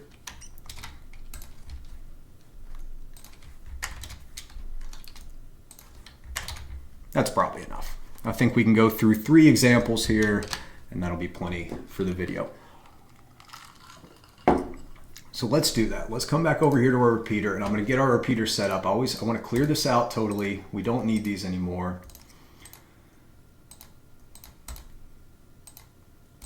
Okay. And then let's get our 3 operations. So we're going to do the autopilot package status. We'll send that to repeater. We're going to do CMS index sites. I'm not selecting these for any specific reason. I'm just kind of choosing 3 because, again, I would go through every single one. These are just 3 that we can do for an example here. Okay, and then we're going to title each of these. Let's do this easier.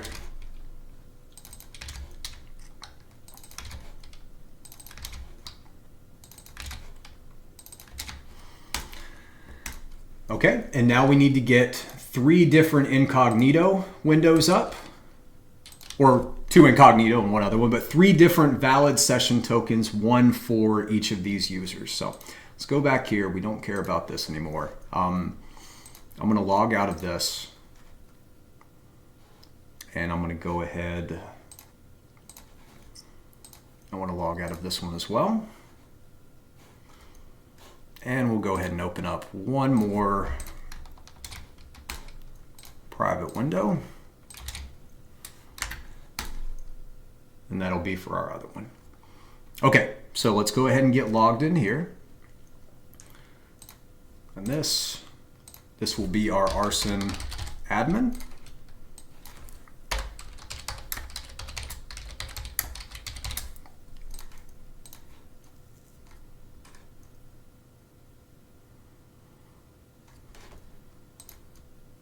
We'll come back here to burp. Let's go to our proxy, and we should be able to now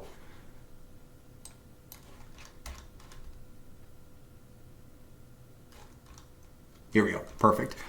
So we can come in here and grab the session token. We can make sure that we're grabbing the right one from this information that's returned from this operation. So that's perfect. Go away.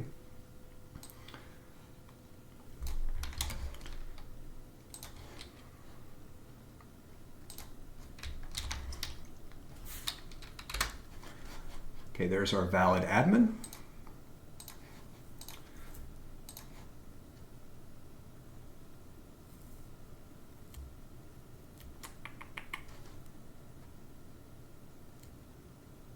It's taking a little time here. I'm worried we're kind of pushing the servers a little bit too much, so let's ease off on that.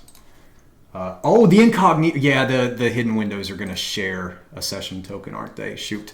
Okay, here's what I can do with that then. Let's just close out of this, and we'll just do, I don't want to just do 2 to show. Okay, let's instead use burps. No, not the settings, sorry. We'll use burps browser for our 3rd session. That way it's not sharing a session token between all those hidden windows. I forgot that that's something that Firefox does.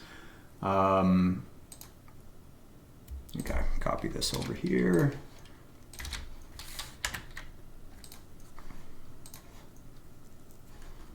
Now what this is not going to have is our saved account, but that's okay. It should be arson plus, this one should be team member.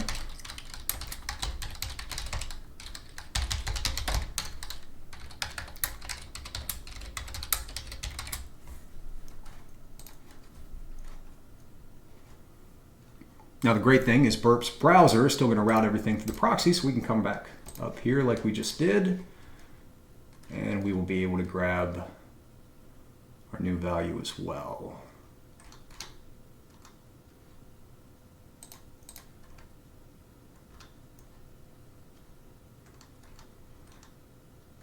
Although I'm not seeing any calls going through that. Oh, maybe it's just taking a little bit to load here.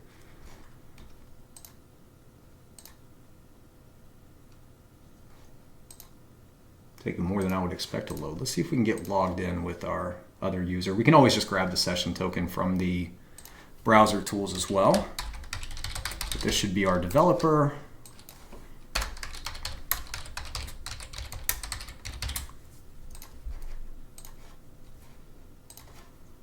Don't need to save that there. All right. Gotten in here? Okay, looks like we're getting in, and do we see...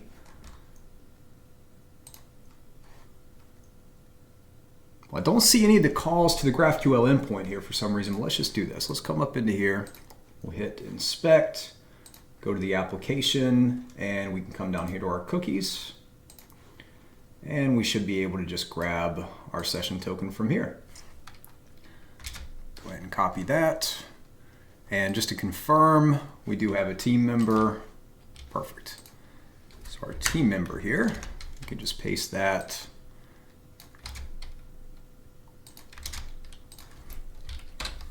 Okay, perfect. Now let's go back to our third one. We just need to grab the developer session as well. That's our admin, so our developer must be in the main one here.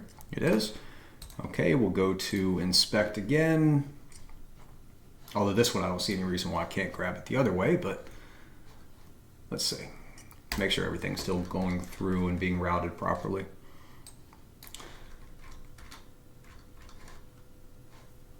You know, it's strange. I don't see a lot of these GraphQL endpoint calls coming through again. Maybe if I just come... Let's try just doing a test right here and save that.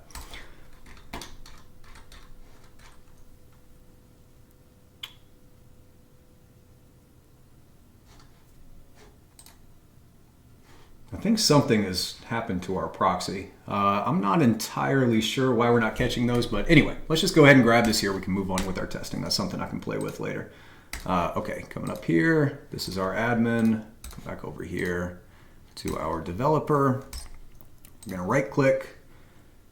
Here we're gonna go to storage because we are in Firefox. And once again, we can come down and we can copy this.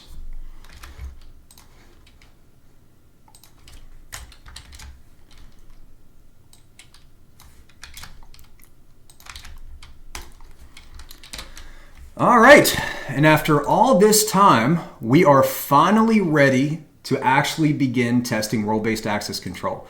We have 3 different session tokens here. We have 3 different GraphQL operations that we want to test the access control boundaries to. So now we just need to go through and see if we can find anything that any one of these users is not able to do. Anyone that they are able to do, we need to determine whether or not that user role should be able to perform that operation. That's where we're going to be looking at our impact within this, this specific section. So let's get Burt brought up and we can go ahead and start that. I think first of all, I'm just going to close out of this because I don't think it's going to get us anywhere. And we will go from there. So let's move over to our repeater. And we have all 3 requests for our operations here. And we have everything outlined in our notes on the side. We're also going to talk about what each one of these does. But so the first thing we want to identify is which one of these operations does each role have the ability to do. If they do not have the ability to execute this operation, we don't need to worry about that at all, because what we're looking for with role-based access control violations is an instance where a user role is able to execute a mechanism, or in this instance, a GraphQL operation that it is not allowed to execute, and there is some type of a negative impact to the business because of that. We're ultimately either accessing, manipulating, or deleting data that we should not have access to within this user role, right? But it's all going to be tied back to those mechanisms that we were looking at before. So let's go through and find out what they can do. I'm not going to need this here. So for this first one, autopilot package status, let's find out if an admin has the ability to do that. Just replace the session token there. And we do see a successful request there. So that is a yes. Let's go ahead and try a team member.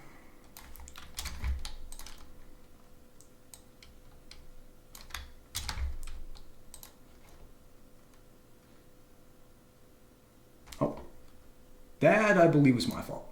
I think I typed something wrong, or is that actually an error? I think I typed something wrong.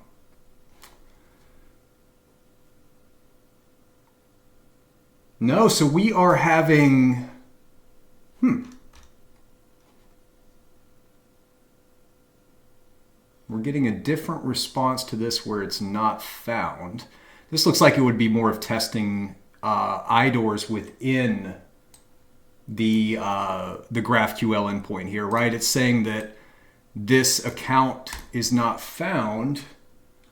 Is that value coming from here? Or is it coming from over here? Is it the workspace ID is not found within this? What exactly is not being found? Come over. Interesting that we also have the ability to say. So this is the workspace ID is not found for our team member user. Let's see if we get the same thing for our developer. I'm not sure if this is actually saying that they can't use the mechanism itself, or if it's just saying that it can't access that specific workspace ID. I don't know why that would be. Maybe this operation was for a specific workspace here. I'll tell you what, just for demonstration purposes, I'm just going to put no here and no here, but we got to make sure and put an asterisk and say it appears that T and D do not have access to that workspace ID.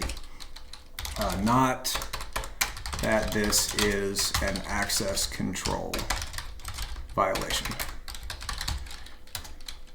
or anything similar. I think, again, these are all just notes for me. I think this would actually be, let's go, potential for IDOR, maybe.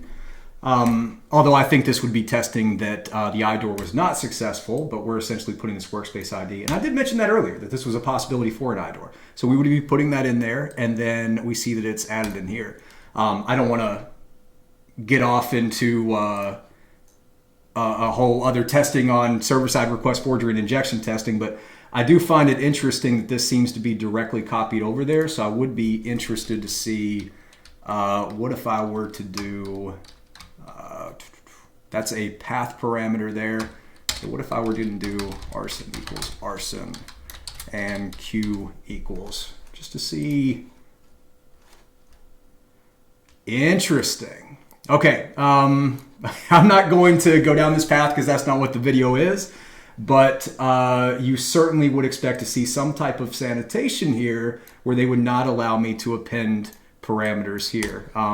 So if I were doing injection testing or something else, I would certainly see if there was any way to weaponize this, but I don't want to get sidetracks. I'm going to put a pointer here, SSRF, HTTP param, pollution, etc. from workspace ID. And I just want to copy over this right here.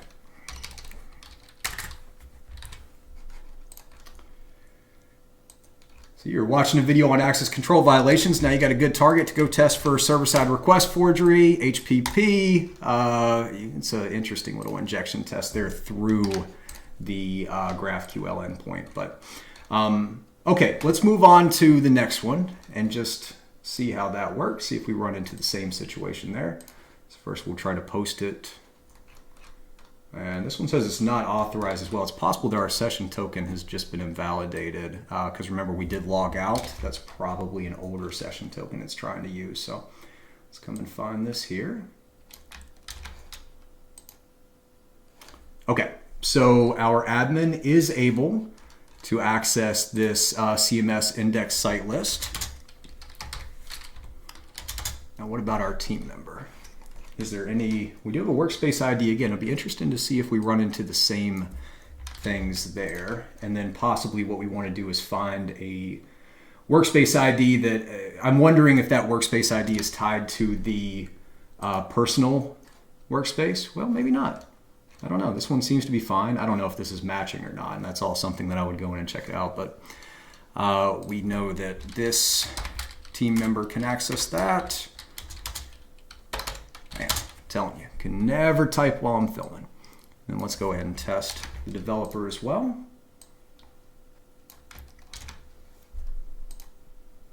And that one's okay as well. So this is a prime target for a role-based access control test because we have a situation where all of our roles are able to execute this mechanism, and it appears to be doing the same thing, or this operation rather. What we're going to need to do is figure out what this operation actually does and whether or not it's tied to a mechanism that this user role should not be able to execute. But let's come down here to the current user ID as well, and let's do that one.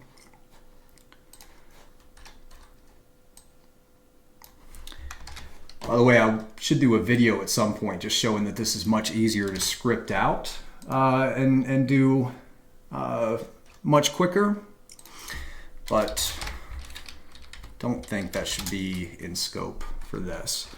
I can also say that just by looking at this mechanism, I'm fairly confident that we're going to get a yes, yes, yes across the board here, because it looks like all this is this operation is used for is accessing your own user ID. Right, and that's where, like I mentioned, once you've identified these operations that are accessible by all the different user roles, we're going to have to find out how these operations tie back into the bigger picture. Because that's how we build impact. Okay, so we've got a yes, yes, yes across the board. Okay, so we've got some funky stuff on the top here. Let me just try. We have a workspace ID here. Let me see if this is different than the other one. And if it is, it is. Let's just try and get rid of this. And I'm going to send this again with our team member cookie here.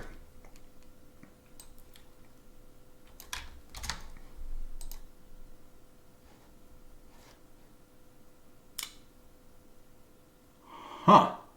And now we have something that's hanging.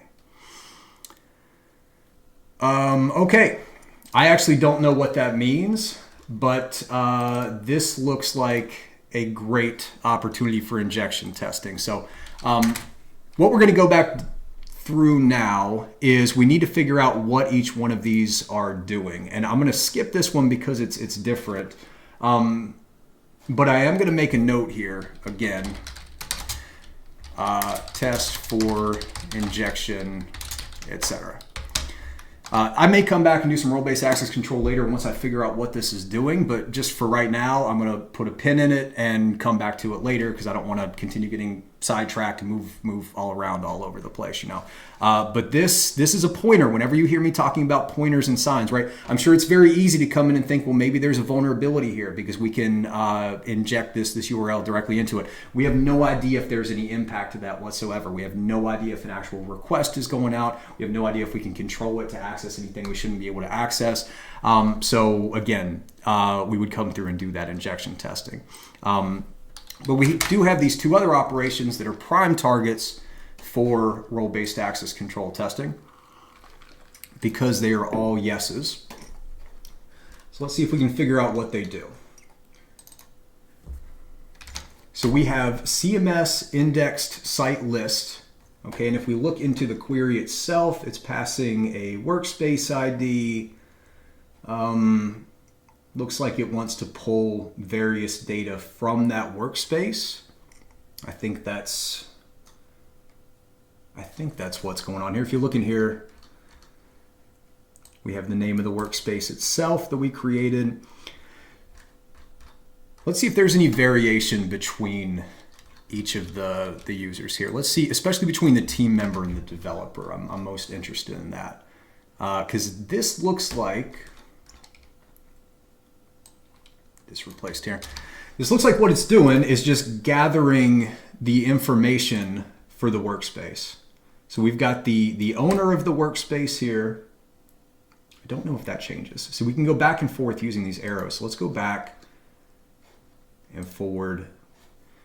Okay, I'm going to send this one to the comparer for our team member, and then I'm going to send, we'll do the same request with our developer, and then I'm going to send this to the comparer as well. And then let's go ahead and compare these just by words and see and we have no difference in the JSON that's coming out here. So that tells me that this is not accessing any information that's user specific. So I believe, based on my testing, based on the name, based on the information that it's returning, that the purpose of this operation is to get, right? We always want to be identifying what type of CRUD it is. So this is a read operation. Data about a specific workspace. And we can also continue to validate this. I mean, obviously we have this workspace ID. What happens if I just move this over to 1? And now we have, once again, it cannot be found there. And again, do we have the ability to and Q equals, do we have the ability to append parameters there? Okay, so we can actually do the same type of testing on this endpoint as well. So I'll just put that in there so I remember it. Yeah, this kind of shows too how as you continue to dig in to an application, you'll start to find these little pointers, these little signs that tell you what to test for, right? So this is what I do. I just put a little pin in them. We want to continue doing the testing that we're doing, but before I'm done and moving on to another one, I know I can come back and do injection testing against this GraphQL endpoint. So that's perfect there. Yeah, so I'm very confident about this. It performs a read on the data from the workspace. And then this one here, pretty obvious, I think, to figure out what this is. Get current user ID. It sends the session token, and from the session token, it returns the ID and then a type, I guess. I don't know if that's maybe the type of object on the back end. Again, we're going back to that IDOR, right? We know that we have these user objects. So is it referencing that? I'm not quite sure, but get read user ID. Just really as simple as that. Okay, so we'll kind of ignore this autopilot package status for right now. And just looking at these two, we have found two GraphQL operations that all of our user roles have access to. So what we need to do now is come back up to our mechanisms that we've identified and see if any one of these mechanisms correspond with what each of these user roles should not be able to do. The unprivileged, I'm not really gonna do anything. So for the admin, they can do everything. So I wouldn't really expect to see anything in here from a role standpoint that they should not be able to do, right? But remember our two things, let's just, we'll just put this note temporarily here for now. I don't really have a good way to put it, but we have the two operations. The first is to get data from a workspace, and the second is to get your user ID. Now it's probably pretty obvious from the purpose of those there, but are there any mechanisms in here that seem to correspond to getting data for a workspace to get a user ID to where we think that this user role should not be able to perform this action? And pretty quickly, I would say the answer is no. These look like typical operations that are done by every user as they navigate around the page. It needs to access this information so that it can populate the DOM, so that it can know what workspace you're actually working on, what user you are, etc. So I don't see any correlation between these. So even though we found an instance where all user roles can perform these actions, it is very clear to me that that is what is expected by the developers. And so there's no reason for there to be any vulnerability or any issue here. So let's go ahead and get rid of that. So in my mind, we have ruled out those two operations as being vulnerable to any role access control violations. So now let's do it the other way. In that way, we went down, we grabbed several different GraphQL operations, and we're tying them back to the mechanisms. Let's see if we can identify mechanisms that a specific user role should not be able to do, and then we will test to find out whether or not they can do that. And the one that I've talked about before that I wanted to do was export users to a CSV. So let's come back over here to our sitemap, and let's see if we can find any mechanism that allows us to export that data. And I was hoping to find something that would appear here or kind of stand out to me. I'm actually not seeing it. So since I don't see one that's automatically standing out, let's come back into our admin account. We're gonna have to find which one that is. It's our developer, so our admin should be here. They are. And let's go ahead and export that data again. Oh, this admin here, not sure why they don't seem to have access to that. All right, so I actually had to restart or stop the recording for a little bit and figure out what was going on here, because it looked like our admin did not have access to our workspace or our team. And I was very confused about that. So after doing some research, after reading the documentation, which is very important, I discovered, and this goes back to what we were talking about in the beginning about the two different environments, you can actually switch between these workspaces here. So there's actually not two different types of environments. What we have is one environment, but a user is given access to two separate instances of that. When you create your account, you're given access to this instance, which is a personal workspace. And then you have the ability to create a shared workspace, which appears to be essentially the same thing. But you do see you have a bit of different functionality. If we come down here, I think it's the upstreams is the main thing that we're seeing, as I was looking at before. But ultimately, it's the same thing. It's from an application perspective. You think about the code that's on the back end. This is the same type of application. There are some features that are turned on or off depending on whether or not it's a personal or a shared workspace.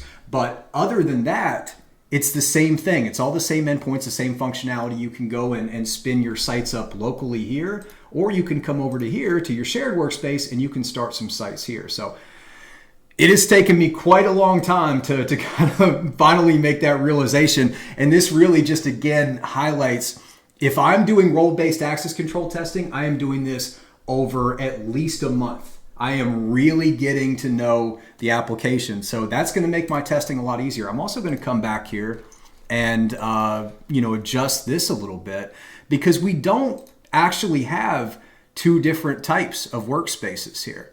So we can get rid of this. We really only have one environment, which is a workspace, right? And then we have two types. One, personal.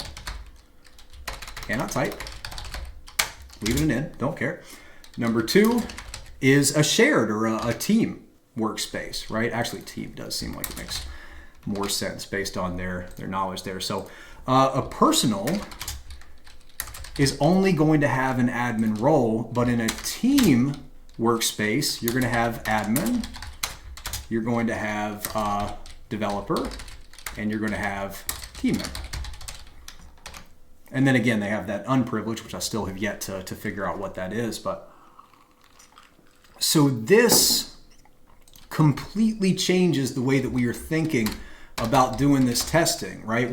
We don't have these separate these separate environments, and we're not kind of these floating data models and everything. We just have one application, and then features vary depending on type, right? So if you have a personal instance, you don't have as many things as you can do with a team, but ultimately you have the same type of thing here. So what does that mean? For our testing, it means that our assumption that all of the important mechanisms we're going through the GraphQL endpoint is almost certainly correct. So I think we're on the right track. The other thing that it means is we can test the boundaries of IDORs between these two. Can somebody from a team, let's say, even if it's an admin, right? Can a team admin or an admin that's been invited to this team but is separate from the original creator, can they access something from the personal Workspace, and then vice versa. So again, I'm not going to show that within this video here, but hopefully that highlights as well that a lot of times IDOR testing and access control violation testing go hand in hand. That's why I want to do these videos together. And actually in part 3, which we'll talk about more here in a bit, in part 3 of this series, we're going to combine the whole thing together, and we're going to do IDOR and access control testing, and we're going to show how they play together and can really help you figure out how the application works very quickly when you're doing both in the same way. So, but that's for another day. Now, we still need to figure out how a user is exporting this CSV. So now we should be able to go to Teams since we have our correct workspace. I'm trying to make sure I use the right terminology. Correct workspace identified, and we have our export members. So let's go ahead and just turn on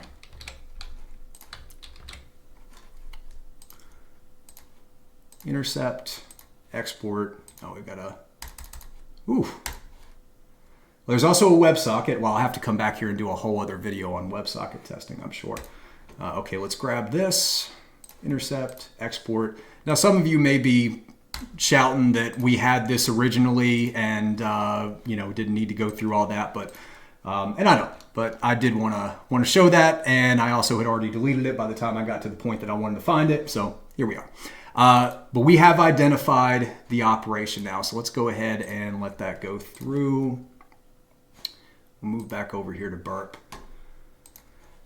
and we will copy this, move it up here. We've identified another GraphQL operation, but we now know that it is specifically tied to something that only an admin should be able to do. So let's come back down here, and we'll move these down a little bit.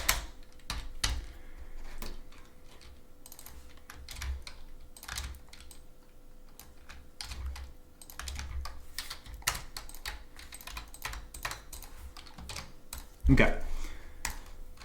So we can go ahead and test our admin. We should already have the same session token up here, but just for consistency, I'm going to grab it out of here. Just don't want there to be any confusion. And we do have an OK. So that is a yes. Next, we're going to come do our team member.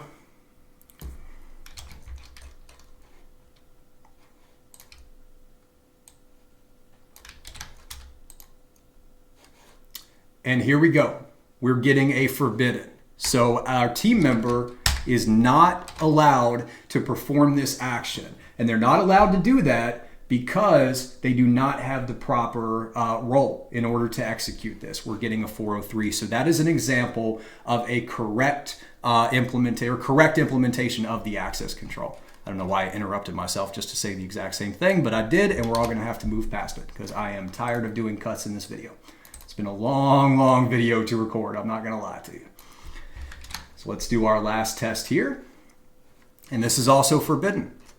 Now, if any of these, well, if either of these for the team member or the developer returned a successful response and we were able to actually export that, that would be a very clear example of an access control violation, right? We have identified a situation, and it's very easy to show impact by this because we are exfiltrating data that we should not be able to exfiltrate, right? That's customer data. Now, it did have a lot of sensitive data. If you remember from our CSV we opened, it wasn't, it was just kind of basic information for that, but that would be enough, in my opinion, to go ahead and submit that as a vulnerability. If either one of these had been a yes, I would go ahead and submit that as a vulnerability. Okay, so that is role-based access control testing in a nutshell. So let's go ahead and get the screens flipped back around and talk about what we've done, what we've learned, and a couple other things as well. All right, well, that was a journey, obviously.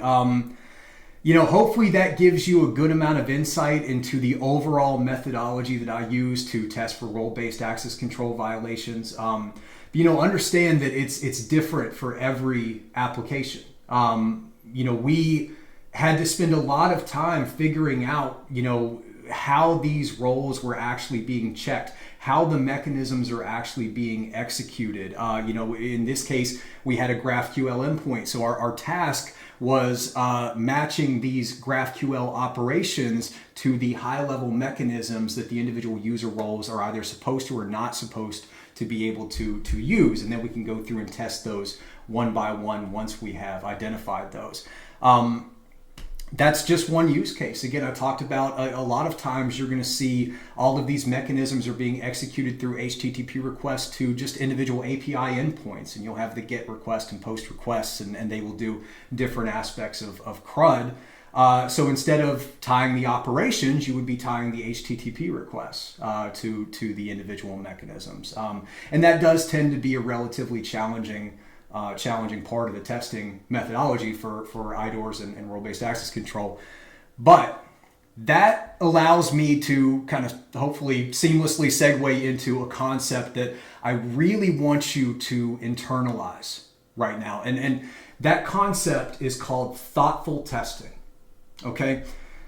If you are testing an application and you don't know what it does, you're going to have a hard time finding any type of bug. If you're testing an application and you don't understand what the mechanisms are, you don't understand what the roles are, you're not taking the time to figure all of these out, and you're just coming through and looking, oh, okay, well, this has an ID parameter, and so that means that I need to find another ID and send that over there, or let's go and try and send this request this way based on this scanner that I found, and maybe that's going to show me a bug. Especially on public programs, again, I'm just going to keep reiterating this, it just does not work. You may find one or two, most of them are going to be duplicates. But this is the gap in the bug bounty hunting market from a research perspective. There are so many applications that are begging to be tested this way, and it just, I think, doesn't happen because a lot of people don't think that what I've just shown is hacking, right? It doesn't meet into the kind of fun, romantic idea of what a hacker would do, but it is critical, especially with modern applications. So thoughtful testing. Right? As you're going through, you really should be spending more time thinking that you are in front of a computer. As I was recording this, you're going to notice a ton of different cuts and breaks throughout this, a lot more than you would find or than you're going to see in the IDOR testing. Those were real. This wasn't, I didn't come through this and kind of do anything, or I wasn't getting, pulled away by different things. I needed to take a step back and think. I needed to go for a walk. I needed to just pace around and try to figure out what was going on here. And hopefully this video shows that organic process without the many hours that are not on this recording. I mean, candidly, this recording has taken me 3 days altogether to record. I've had to split it up that way, and I just have had the sweatshirt hanging on the doorknob outside, so there's some type of consistency there. So, that is what it is, but that's the reality of it.